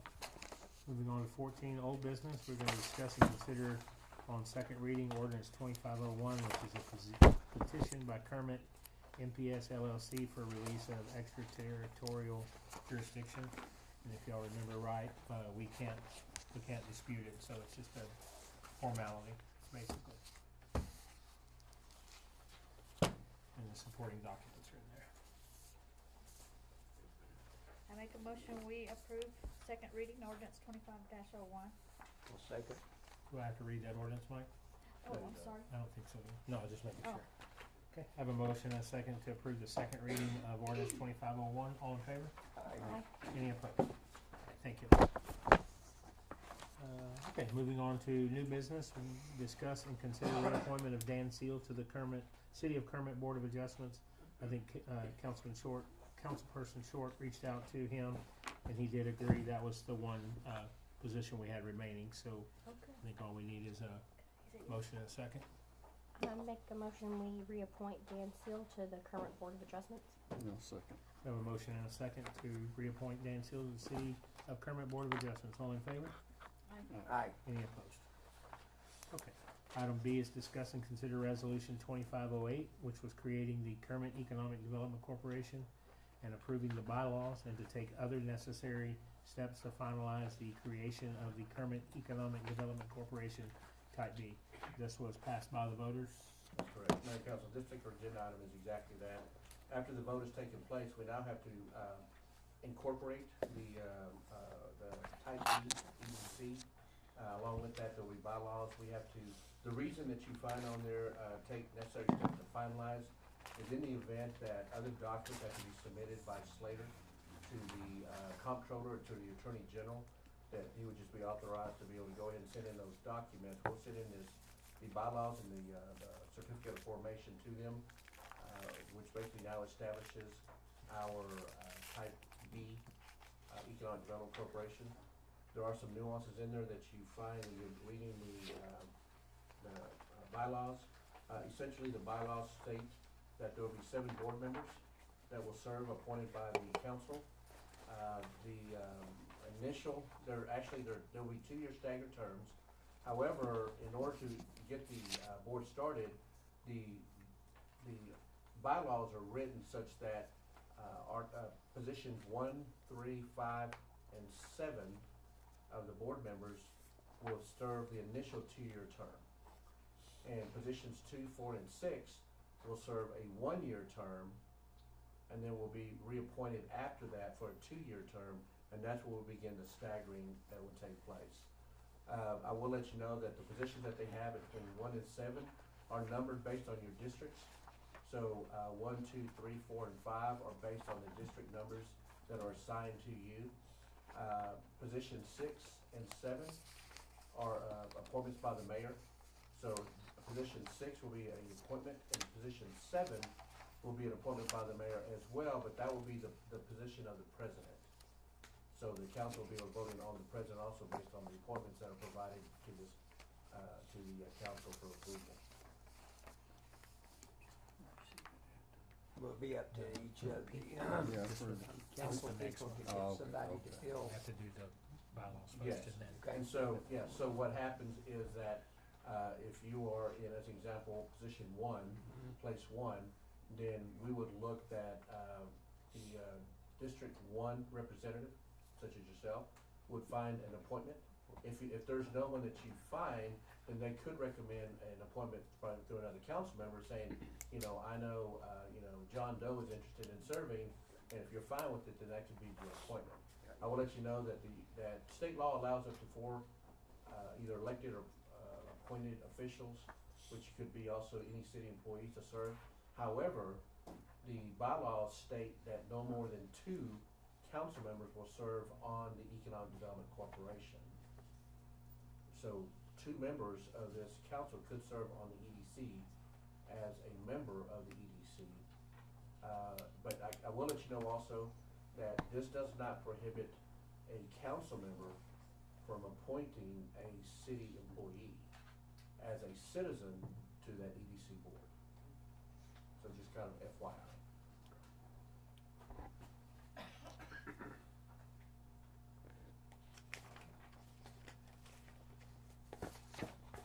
So our first move is to create is to approve the resolution, which creates the current ECD, and also approve the bylaws.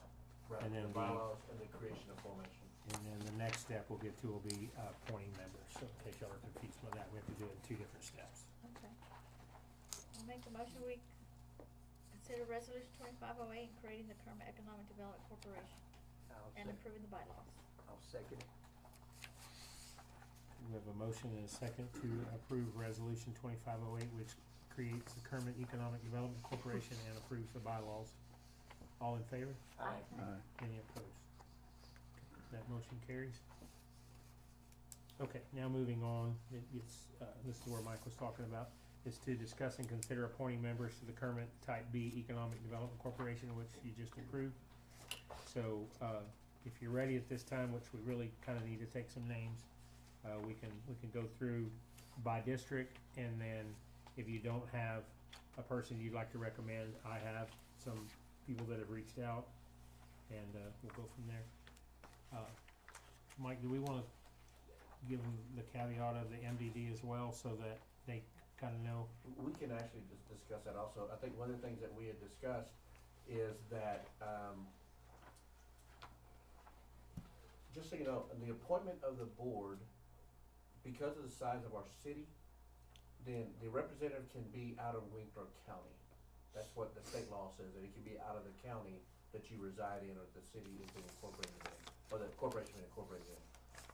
I think the desire to have someone to be either within the city limits or the ETJ for the city of Kermit is the desire in order to be able to have that. Of course, as you remember, the ETJ resides from 1 mile of the city limits out, based again on our population. So that's kind of what we had, the desire of that. Now, you know, Slater and I kind of agree with that. However, there have been entities and cities that I've been at where the EDC board is different than Type B board is different than the Type A board, as an example. And so there are some caveats in there that you can do. As I mentioned, you know, the bylaws state there's only 2 people from the council can serve on it. Doesn't prohibit, individuals that are employees also being on it. Doesn't prohibit you from appointing somebody in Wink. It doesn't prohibit you from appointing somebody that lives out in the country on the edge, going into Ector County. As long as they're in Winkler County, they can show residence in Winkler County. That's entirely acceptable, based on the state statute that exists. But I think, as we mentioned, the preference was to have someone within the city limits of Kermit and the ETJ, understanding that whenever a deal comes, economic deal comes, the funds will be used to incentivize that corporation or that company will come from the EDC sales tax that we're collecting and the MDD sales tax that we're collecting. So the board will hear that one deal, because it's just going to be one pool of money that we're looking at trying to provide that incentive for that economic development purpose. And that's the reason we can have 2 discussions, and the thought is that whenever we come together, that they will have a joint meeting between the EDC and the MDD, because we have the 7 board members. But it doesn't say that we can have an EDC meeting, you gavel out, and you go immediately to an MDD meeting. So, I mean, those are just some of the possibilities that are there. There are some preferences, but it's whatever the council wants to do. So your appointee can serve on both? Yes. Okay. Or you can have 2 separate appointees. Does that make sense? Right. They just have to gavel in, gavel out. Okay. Ronnie, being District 1, you have any names for consideration?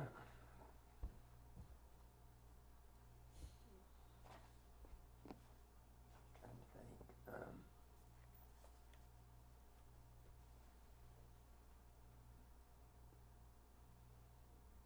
And we can come back to you too. Okay, just kinda think about it. there's I'd like to nominate my husband, Cody Short.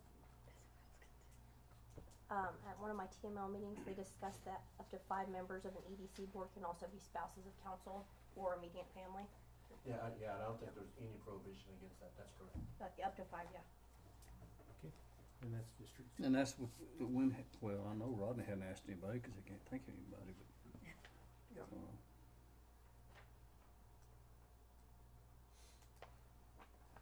Ms. Correa, do you have anybody in mind? Council beat me, yeah, Jose Chavez. We were on the same page on that. Mr. Greg? What about your Ashley or Derek? I don't know. I talked to them I about it. hadn't. They're a young couple.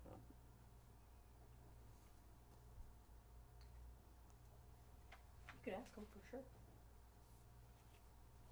we have to have names tonight? Well, in order to get the board appointed, and if we don't have a full board, then we could bring it back to the next meeting. But the plan is to get started together the projects that we discussed in executive session, and to have that the EDC and the MDD up and going. Would you just need a majority of the board to get it started, and then next month they can appoint the remainder if we don't have a majority? Yes, sir. I mean, after the majority? So we would need at least 4 names tonight. So, And you've already got 3. Oh, 2. 2. I mean, you had some names you wanted. Yeah, and I've got 3 names, and then I was thinking of Whitey McDaniel for president. And then I have Denise George, which is Miles' wife. She's expressed a lot of interest in it. Who's wife? Miles George with Ringo. They do a lot. Chamber, he owns he has a drone service, flies a lot of the Were drones. they at the count of the chamber deal? Mm-hmm. Yeah. And then might want And that would be city for place employees, 6? city employees. George? Yeah, possibly. And then Irby Pineda said he would serve if anybody needed a person to serve. Oh, okay. So you have those names. If they appeal to any of y'all, if they don't, then I'll narrow my 3 down to 2. And that'll give us a majority, and then we can come back next month and And then backfill. any of the city employees, and any of the city employees we wanted to appoint. Well, my thought was, and he said was Hervé, because they're building that new, Cleaners. the new cleaners building, yeah. Kelsey be interested in doing it? Who? Kelsey? I can ask you, would you be interested in doing No, it? who's Kelsey? I wouldn't think so. She's busy enough. And I can tell you that Councilwoman Williams did give me a name. Actually, she gave me 2 names. One was, Mary, who did I tell you that was? Joni Taylor, I think. Joni you said. Taylor. Oh, should be. And then another name was herself. She said that she would be interested in serving on the EDC. Was that all of them out there? That was the 3 names I had: Joni Taylor and Judy Williams. She had, that's correct. Yeah, that was the names that Councilwoman Williams had given me. Was Joni Taylor is one, but she said that she would be very interested in serving on the EDC board as well.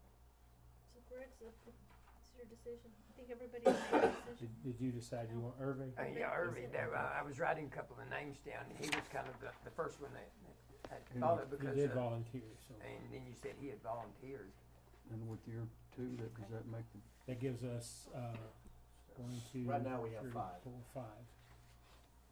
And then we can accept Judy, either herself or Joni, make 6, and then we can come back to those 2 later. It doesn't. You don't have to make a decision tonight, since we have a majority. And then Cody. So right now we have And then her husband. 1 is Irby Pineda, 2nd is Cody Short, Jose Chavez. Greg's still thinking. Judy has 2 names that we can either narrow down or let her decide next month. Denise George in number 6, and you said the president would be spot 7, right, Mike? Yes, sir. So we'll voluntold Maya Whitey, since he's on a cruise. That Okay. we'll he's been strike him selected. out for that. We didn't get to go. So Let me ask you a question. Would it be a good experience for assistant? Yes, sir. great experience. I'm gonna nominate him then. There you go. And he can't say no. No, I don't think he's knows I'm talking about him yet. He can, but it's not wise. Okay. So Learn all he Judy can. did say that she would serve. okay. So let's put Judy in spot 5. So let's read these names real quick. And y'all tell me if anything. Irby Pineda 1, Cody Short 2, Jose Chavez 3, Jaime Ramos 4, Judy Williams 5, Denise George 6, and Whitey number 7, which will serve as president. And he volunteered, and he knows. He does not know. Okay. But he will, Yeah, right off the, yeah. I mean, we'll start code violating him and all kinds of things till he gives in. Okay, so we have that list of names. Do I hear a motion? I'll make a motion to accept the list of names for the EDC spots to be filled that you just named. Okay. I'll second.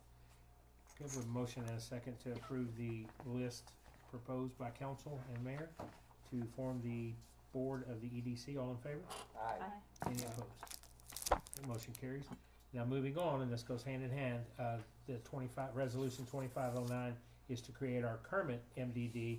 Basically the same thing. We have to take the bylaws, approve those, and then create a list. We can use the same list if y'all so desire for item E. But item D is consider and approve resolution 2509 for the current MDD. I make a motion, we consider and approve resolution 2509. I'll second. We have a motion and a second to approve resolution 2509 creating Kermit MDD. All in favor?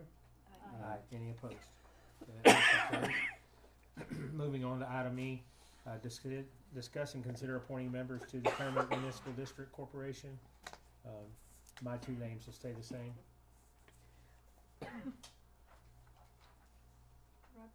Rodney, you wanna keep your name the same for that Yes. board? Yes. Kelsey? Well, I was going to change names, but if everybody else is going to keep their name, would it be easier? I'm gonna change mine to Joni. She didn't get in the first one. Right. And it keeps it simple, but it also, all they have to do is adjourn that meeting and come back to the second one, so it doesn't, so if you wanna appoint somebody else, you're more than welcome to. I'd like to appoint Misty Smith. There you go. Misty Smith. Mr. Gray, stay with Jaime. Okay, so Jaime will stay in 4. Give me We'll dirty looks, so I'm we'll keep Judy in 5, Denise George in 6, and Whitey in 7. I'm sorry, who was in 3? Joni Tate. Joni Tate.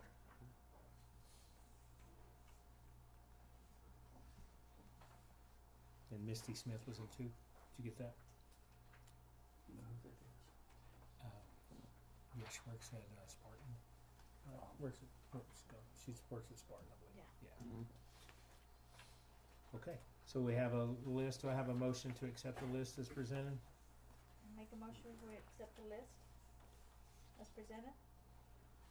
A second. Have a motion and a second to accept the list presented by council and mayor for the members of Kermit MDD. All in favor? Aye. Any opposed? Trying to make note that she stepped out. It'll be 3 and 0. I don't need to wait, do I? Okay. Okay, moving on to item F, discuss and consider the proposal from Kimley Horn for the Kermit Assisted Living Facility located at 2000 Tommy Thompson Avenue and accept the task list and fee estimate provided in our packet. Mayor and Council, we, as you're familiar with, purchasing the old nursing facility that's out on Tommy Thompson. We're now beginning the process of the demolition to that point. There is a lot of required steps to get to that point from an environmental standpoint, regulatory, licensing, ensuring that we're meeting the asbestos requirements. And so I've engaged Kimley Horn, which, by the way, I'm thankful that you allowed me to have a qualified engineer of this. It made it so much easier. So I've engaged Kimley Horn to begin to start that process. So what you have before you is a estimate of what it would take to get to the point of the demolition process, which I'm sure they would probably help us at that point from a bid standpoint to go out and find someone to demo it. But this is a bid list that pretty much requires that they would be able to go through and do the stormwater prevention, as you can see in there, in order to ensure that the asbestos is removed and that process, or actually put it out there for asbestos remediation study. And so all of that will be in there, so they're here to answer any question that you might have concerning this task list. But this is the next step in order to be able to get to demoing the facility out there. And I'm sure they're available for you to grill. Have we picked a date yet? For the demo? No, that'll be once we start this process with them, that once they finally go through that whole thing. I anticipate that the demo won't take very long, and then they have to level it and get it leveled out. I think that the hope, as I've mentioned in my meetings with Kimley Horn, is that the property is leveled by the time we have Kermit Celebration Days. I think that is kind of a target that I put for them to shoot for, and so that's the reason that it's more. It's kind of puts more at the forefront to get this process started. And if this is approved, then we'll kind of get a better date from them on schedule and stuff, I'm sure. As far as the demolition? Yeah. Unless y'all are willing to share any of that right now. Do you have a date? We need Date to of do a lot of demolition? preliminary work before we can give us a schedule and all that, but it will be forthcoming for sure. Do you see an issue with meeting September for demo? There could potentially be depending on the analysis for, the environmental, even, the SUE, there just could be so many items that could probably push that. But the sooner we can get started, we can start, tackling those things, and we can push as fast as we could to get it for permit days. If it's not this year, then hopefully next year. Yeah. This is Crystal Zubia with Kimley Moore. Hi, Chris. Thanks for coming. Yes. And Crystal, just so you know, is a Kermite also. Kermanite. There we go. I don't know, I call it Kermite, you call it Kermit, I don't know. Kermit sounds like native termites. Kermit. So we do have Crystal and Ray both from Kermit that are here. Kermitian, there's another one right there. Kermitian. It says Alta Survey, sub-consultant assisted living facility is $8,000. And then Alta Survey, sub-consultant medallion home, $8,000. Yes, so, we were asked to put together that, that land title survey, and since Oh, we are okay. already looking at the assisted living, we wanted to also go ahead and get the medallion home in there in case there's any changes that we need to make. Oh, okay. Okay. Oh, okay. I want to let you know also that one of the things that you'll have coming before you in the next few months is a voluntary annexation of those properties, because seems like the medallion home and of course the nursing facility are not in the city limits. And so we purchased the property, so now we need to annex it. Yeah. We'll have that voluntary annexation, but the medallion home is actually outside the city limits at this point in time. So we're gonna come in and even though the city owns it, we're gonna request that there be a voluntary annexation, so we're gonna ask that you voluntarily accept your own annexation. Okay. Any more questions for Kimley Horn on item 14? Well, at least this gets advancing on getting that facility Yes. cleared. The wrecking. Yeah. Okay, so we'll have a motion.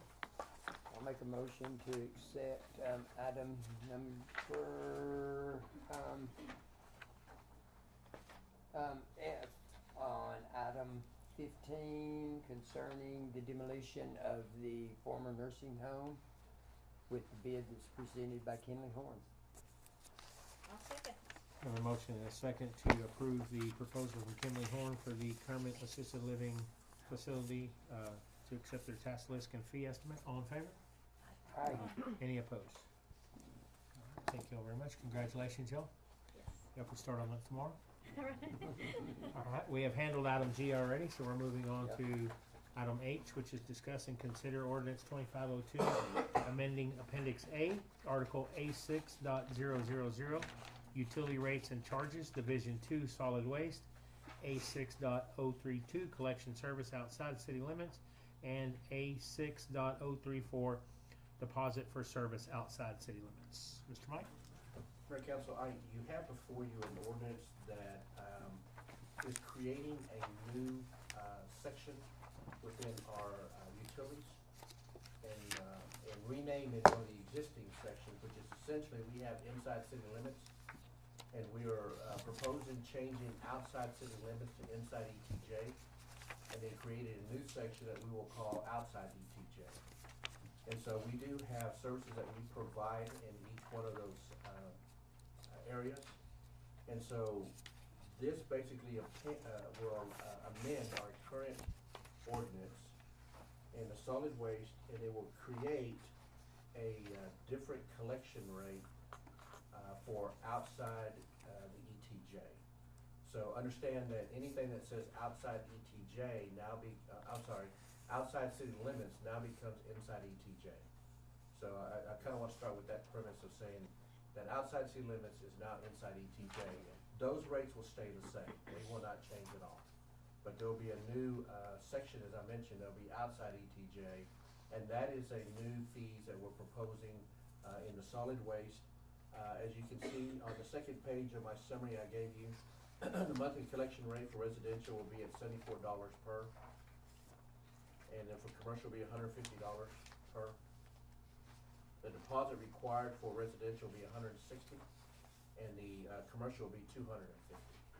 I'm proposing that this, become effective on July 15th, which gets us to the 2 ordinance readings and the 2 advertisements, and at the moment after the advertisements, then we will have the, rate become into effect.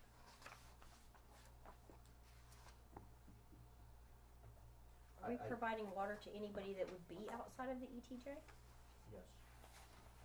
Aside of the person or aside of the organization that decided they don't want to be in our ETJ? That would be the organization. So we could go up on the rate of outside ETJ substantially to encourage them to be in our ETJ? Yeah, I'm simply proposing a new rate of outside ETJ. Could we go higher on that rate? We can go any Council rate, can this set is the just rate. recommended rate based on kind of an analysis that I did on the inside and, what was outside, but it's now inside ETJ. And the delta between those rates, I just simply kind of, transposed those numbers and moved it into a new, outside ETJ, number that you see there. They're fairly proportionate as far as the rates, differences in the delta between them. So of course, I mean, if the council chooses to raise that higher, that's up to them. I'm sorry, up to you to raise that higher if you so choose. But the delta between the differences is kind of where you see the proposal to you. I did give you what I'm calling a edited, amended copy. If you would like a clean copy, once we've got this, I can get you a clean copy of this. This makes it I understand it makes it difficult to follow sometimes because they're scratching out inserts and stuff, but, that's pretty much what you see there. Like I said, I can email you a clean copy of what it will look like, so you can take a look at it and compare it if you would like. Do we have trash customers that would be outside the ETJ? Yes. A lot, like We 5, have a few 10? that are outside of ETJ. That organization and the 3 branches. Oh, okay. I'm good with the proposed amount. So do I hear a motion on ordinance 2502? I'll make a motion on ordinance 2502. I'll second.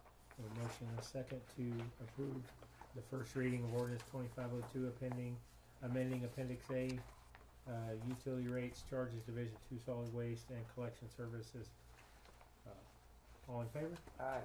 Any opposed? All right, thank you all. Moving on to the next one, it is 2503, which is, Mike, can you cover that? Yes. Mayor Council, this is kind of following the same line. This time, we're in discussion of this item concerning the water and the wastewater rates. Again, moving from outside city limits now becomes inside ETJ, and creating a new section, again, called outside ETJ, that'll be in reference to the water and wastewater charges. The tap fees, as you can see, will increase also. And I just kinda wanna start from there. In A6061, we distinguish between, the city limits and outside city limits, and that's where we can talk about the, outside ETJ. A6.062, which are the tap fees, those will increase now, so a 3/4 inch meter will now be $1,250 for a tap. A 1 inch meter will be $1,675 for a tap, and 2 inch meter will be $3,200 for a tap. The deposit for water services, we now have outside ETJ, the deposit is $500. A6066, which are monthly rates, and this is just the base rate for the water services. 3/4 inch residential will be $56.25, commercial will be $65.25. The 1 inch will be residential at $57.25, commercial $66.25. The 2 inch will be residential at $58.25, commercial $67.25.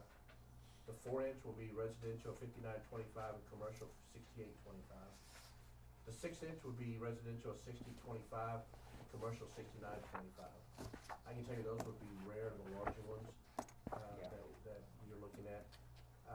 Now the water usage rates, which are rates per thousand, That does increase, the 3/4 inch for residential is $790 per thousand, commercial is $840.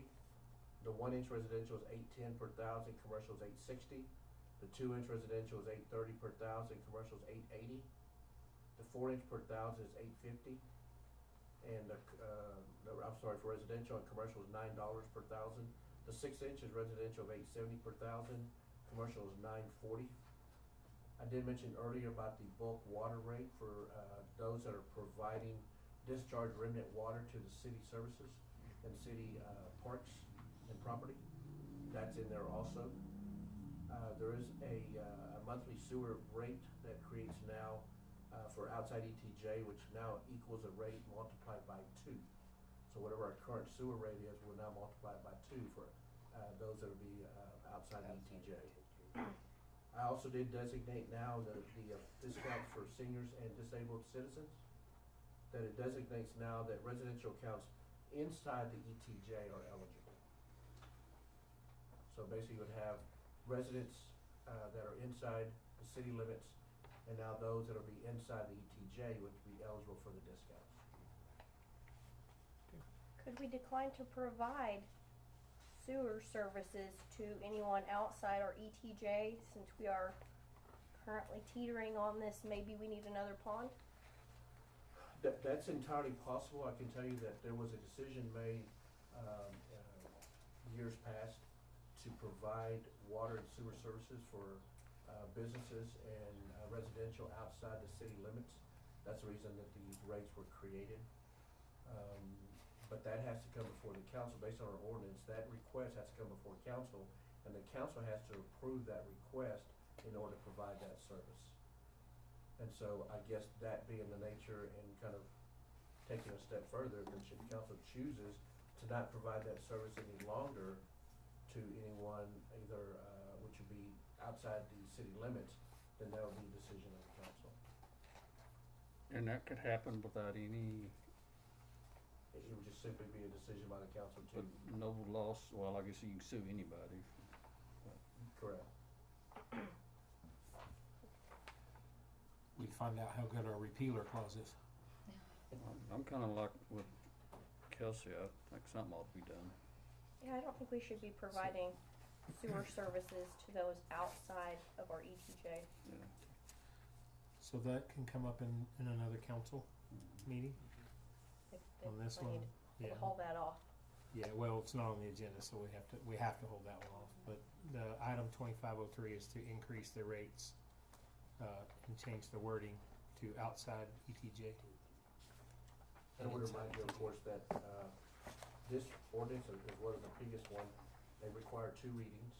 So you'll see it again come up in the June meeting for a second reading. We'll post it in the newspaper twice after the second reading is adopted, is approved by the council. And then again, we're looking at a July 15th effective date. But you can bring something up to council if you want. Next agenda. Okay. Do we have a motion on 2503? I'll make a motion to accept Article 2503 with the rate change and increases as presented. I'll second. Okay, we have a motion and a second to approve the first reading of ordinance 2503, amending the rates as presented. All in favor? Aye. Any opposed? And that motion carries. Okay, that catches us up to staff reports. Like I said, if got any questions you particularly want to ask any of our department heads, they are here tonight, and I'll give y'all a few minutes to kind of put those thoughts together before we move on. If anybody wants to kick off, you're more than welcome to, if you have anything. Jaime, talk to us about dog bites. Yes, ma'am. We had 3. One was the owner's, which was self-quarantined. One was out of Wink, which was not ours, so we sent it back. And the other one was a ticket for no rabies and 2 tickets for dog at large.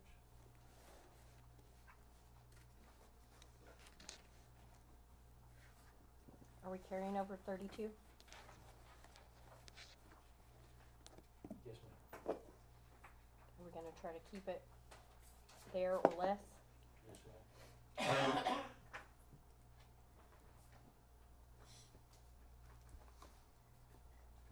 Mike, are we still looking at a July, August start date on new shelter? Okay.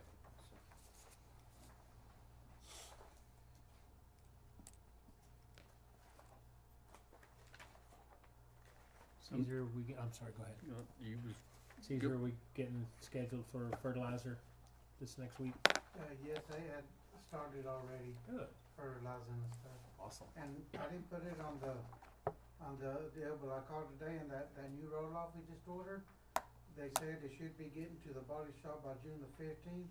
Then about 2 or 3 weeks, the truck should be ready to send out over here. So hopefully by the 1st of July or so, we should have that new roll-off truck. That's Awesome. great. Thank you. Thanks for that update. Manuel gonna go pick it up. So you gonna go drive the truck and pick it up? Yeah. We're gonna make him pull it. Along that same line, I'll let you know that we have also, again, got back into a bind with the roll-offs. The truck was down for a bit, we were renting a truck out of Houston, we sent it back, and then our truck went down again, which caused us to get behind. The truck is back up and running, Yes. but it's caused us to get behind. So we are sending one of our, team members to Houston on Tuesday, sent on Tuesday, to, pick up the rental truck and bring it back to try to carry us through until we can get the new truck in. At that point in time, we should be okay, so we'll have a new truck plus the backup truck, and, hopefully by that time we won't fall behind. The problem is, when we fall behind on the roll-off by having the truck down, we end up having to close CCS down because there is no room out there. And so that's the reason we, try to haul the roll-offs as fast as we can, but it becomes something, which a good problem to have because people are taking their debris out to the CCS. So that's a good thing, but. Trash trucks, new trash trucks are doing good. Yes, sir. They're doing real good. And we were waiting for the last two, which we should be around, I think I had put around June and the second one around August. The end of June and the end of August. They should be getting here. Tell them if they're not here on time, you're gonna sit in their office every single day. Be going all the way to Justin. Yep, you can sit there and show up every single day until they have our truck ready. Alright, any other? Go ahead. I had one thing on the budget, that's this section. On our water and sewer fund, I noticed that we're at 42% of our estimated annual budget, and we're a little more than halfway through our fiscal year. Is there a reason we would be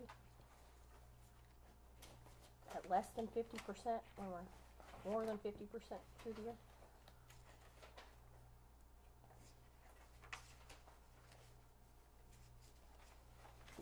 I don't seem to have that report either. Oh, I'm sorry, your question again? So on like the water sewer fund and the sanitation fund, there's at 42% and 40%. So we've collected 40% of what we estimated we would Yes. so far, but we're a little more than halfway through the year. Is there a reason we're not at 50? Understand that the summer months where we get a lot of our water Oh, okay. that's sold, because they water, they use it, they're taking more baths, hopefully. They may fill up their pool. And so we'll see an increase in the water usage in the summer months, probably beginning about right now. Okay. So That we makes should sense. see that start ticking up pretty dramatically in the next probably 3 or 4 months. Do you have any more information on our Pine Street water station? I do. So I did receive a bid for the bulk water station over on Pine Street, and I've approved the bid so we will now get a system out there that'll be a coded system. So when people want to purchase bulk water, what we found out is that currently it's on the honor system, and we found out that there's very few people with honor. So we're now going to use a code system. They'll have to come in, apply, give us all the information, and when they go out, their code will simply ask, if they say I want 100 barrels of water, then they say 100 barrels, we'll know exactly what we're going to bill them, and the system will shut off at 100 barrels. So know that they're actually going to get what they want. I can tell you the price on it was relatively, it was a lot better than what I thought. The price came in at about $23,000. Oh, wow. which is not bad. And so we met with the Take Logics out there last Wednesday. Manuel and I did, and we kind of talked what we're looking at. You'll see some refitting of those pipes out there, and we'll take some old one off. We're going to have a 2-inch and a 3-inch spigot out there for them to be able to load, but it'll be in a fence. The bank system that we'll have will be under an awning. We'll get rid of the shed that's out there right now. That'll be gone, but we're still going to use that concrete platform to put it on there. But the piping and everything will be in a fence, and there'll just be 2 stub outs for the 2-inch and the 3-inch for individuals to load up. I do believe that. I'm not sure if we'll see an increase in water revenue, but I do know, as I was telling the mayor, I do know what we will have is a decrease in water loss, Right, yeah. which is a plus for us. Yes, I think that's an definitely. intrinsic revenue source that we can't put on the books, but we're going to be able to realize it. So too. Thanks for looking into that. It's been one of my missions for a Yes. while. Honey, can we up these property maintenance numbers? These are weak numbers. There's weeds all over town, a foot high.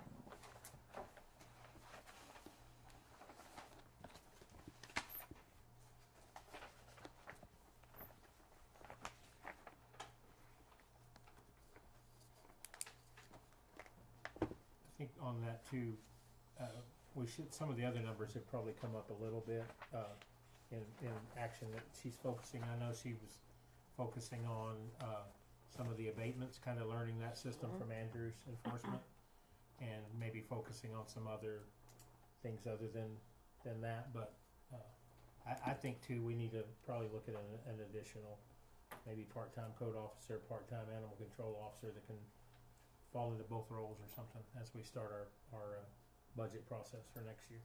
So I think we're a half a person or more short on those departments. And I can tell you, she's been having an inordinate amount of trucks that she's been having to take care of and Oh, yeah. following, and to Yeah, make sure that they're not parking where they're supposed to be parking. Disposal of just debris that is. Yeah, there's tires cleaned up. I have noticed that. That is and trying to fantastic. track that down. So, yeah, and I think the mayor is definitely onto something that I think there's enough work out there to add another additional employee in So code true. enforcement to be able to do that with, because we seem to have a lot going on, and I don't see it slowing down with the amount of traffic that we come through. And the things council wants, we want to see some more property abatements and things of that nature. So I think we'd be supportive of that come budget time.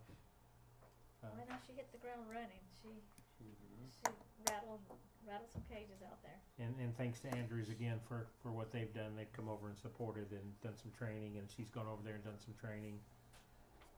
Showed her some programs that they had created to track things. So I think we'll get a whole lot better accountability as she continues to get her feet wet, and these guys continue to support that department. Mayor and Council, I do want to point out one report to you that I've been working with Judge Wright on. I think in the last meetings, we had zeros in the last 3 months. I went in there and filled that in because I managed to find where those numbers were at. But after visiting with Judge Wright, she correctly pointed out that those numbers are not correct. So we're going to have to go back in and do some research to try to figure out why these numbers that are being brought into our general ledger system through just a batch entry are not being correct, and we're trying to figure out where that's at. The issue that we have is that even though we've taken municipal court into the cloud, there is still not a communication between the general ledger system and municipal court. So that's going to be the next step, to try to get that talking to each other, so that, as an example, when Gabby posts at the end of the day all her daily totals, then it automatically moves into the general ledger system and posts in that area correctly, so that our numbers are correct. So we're gonna go back and do some more research, and we hope that by the time we come back in June, that the work that I'm gonna be working on with Judge Wright and with Gabby, that we can actually bring back accurate numbers as to what they're doing there. They're still knocking it out of the park, but there's still some question about the numbers that are being sent in. It's an under-reporting right now. We think that there's an overstatement in the PD fines and the state fines. Okay. So overestimate. Okay. Is it an in-code issue? No, it's a batch entry issue. Okay.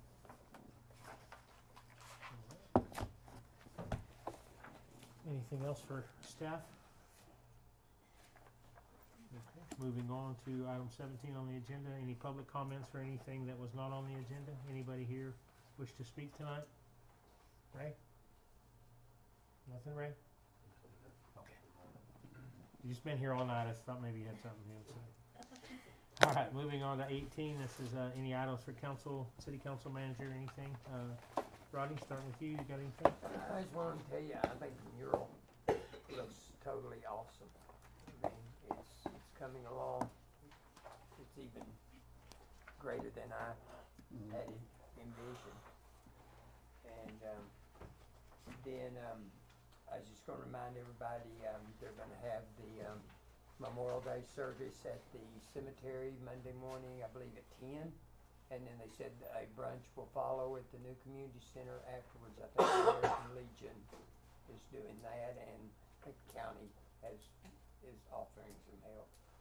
And I think we need to show our support there. Ms. Kelsey? I just want to say thank you to the staff. You guys go above and beyond, and I appreciate you all very much. You and y'all's teams. And I'm so glad to see Kermit PD finally pulling people over on 302. Ms. Green? I don't have anything. Well, I'd like to thank everybody for what they do and going above and beyond. And I also have two things I should have asked a while ago. But the motel, hotel tax, the customers pay that, right? Correct. So I wonder why that That's a hard- organization didn't wanna. It's a mystery.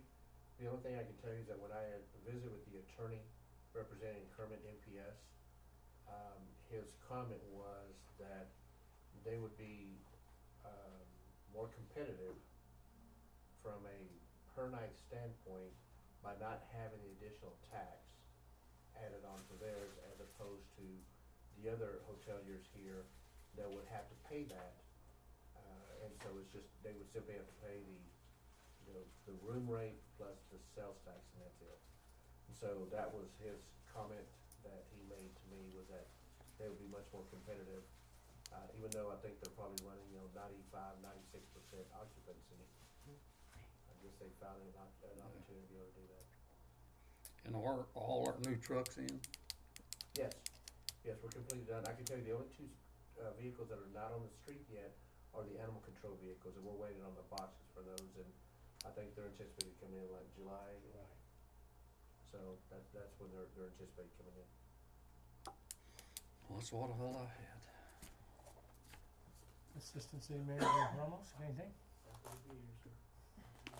Thanks for your service on the board. Mr. Mike? Mayor Council, just kinda wanna add a little bit more. The mural is expected to be completed about the first or second week of June.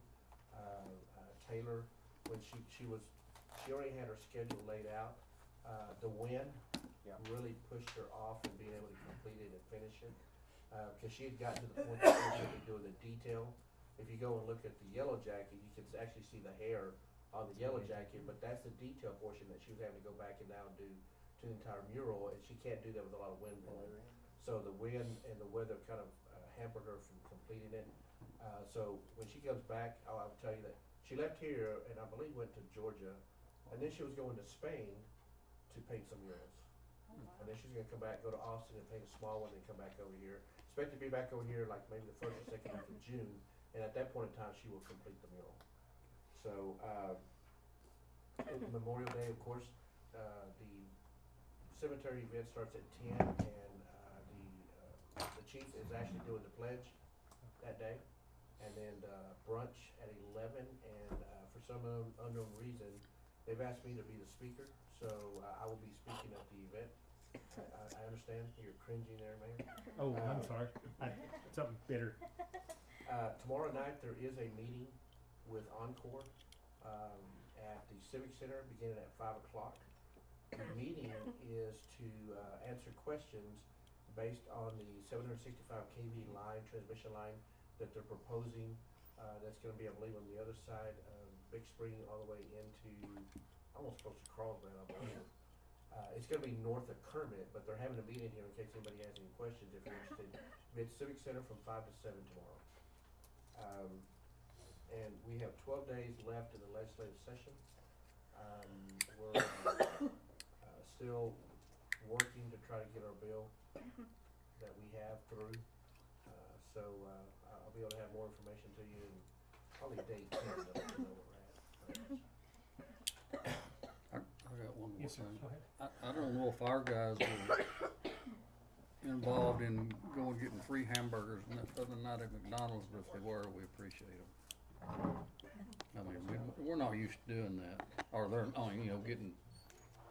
Yeah, Go on. intensity level probably had Yeah. to be up there a little bit. So I don't know if we were or not. Do you know if sure the county or the city went out? They did, they did. assisted, yeah. My apologies, I was just reminded by the group from Kimley Horn who's doing the Best Park project. There will be a survey that we'll be pushing out probably the next couple of days. You'll see it on our website, you'll see it on our social media. And it's a survey that they're asking the citizens to give feedback on just any type of items on Vest Park. And so you'll see that survey out there, so we're gonna encourage everyone to go out and to fill out that survey. And so I said, we'll push it out. What we're looking at also doing is they've generated QR codes. And so the plan is to take these QR codes, citizens put them up around town, for people to simply hit it with their phone, and it'll take them straight to the survey. I knew Ray had something he wanted to say. I knew he wasn't just sitting here to be pretty. To all your family and friends. Yes. Yes. I will share it. Post it on Facebook or something? Yeah, we'll put it on social Yeah, media. I'll share it. Tag a dog bite or something on it, it'll go crazy. Sorry. Anybody else before I close up? Rodney, I know you and Charlie had agreed to paint that mural behind the building. I ordered, city came by, water cleaned it. I ordered some primer, it came in busted, so I've reordered it. As soon as it gets in, I'll get that wall primered. She's already ordered paint, brushes, whatever else, so, and Miss Judy's mother wanted to kinda help you out a little bit, so. Cool. We'll all get out there and try to knock out another quick mural. That was gonna be a armed forces mural, that, Judy's father kind of approved it. Charlie did the sketch and he approved it, and Rodney so graciously accepted to kinda help, so it should be fun to get another mural up. Mike is, Tell Charlie I've got the projector. okay, So it's- we she'll can be go with ready. that. She gridded it out and she's got all that part, Great. all that art. Okay. We're also, just so council's aware, we are going to try to get some artistic renderings for a first responders wall over here on the annex building. So that may be the next mural that comes through for us. Evertel, this is just a note, I'm getting some feedback that we're not getting a lot of follow-up on some of those, so that we just make sure that if council or somebody sends something on there, that we try to respond back if we can. Great job on trash, great job on patrol, everything, y'all, thank y'all. Diana, thanks again for your help in keeping us all in line. And other than that, I just got one more thing to hear. Make a motion, we adjourn. I second. A motion and a second to adjourn, all in favor? Aye. Nobody opposed? 8:58 p.m. That's very long, but look at the packet y'all gave us. Woo!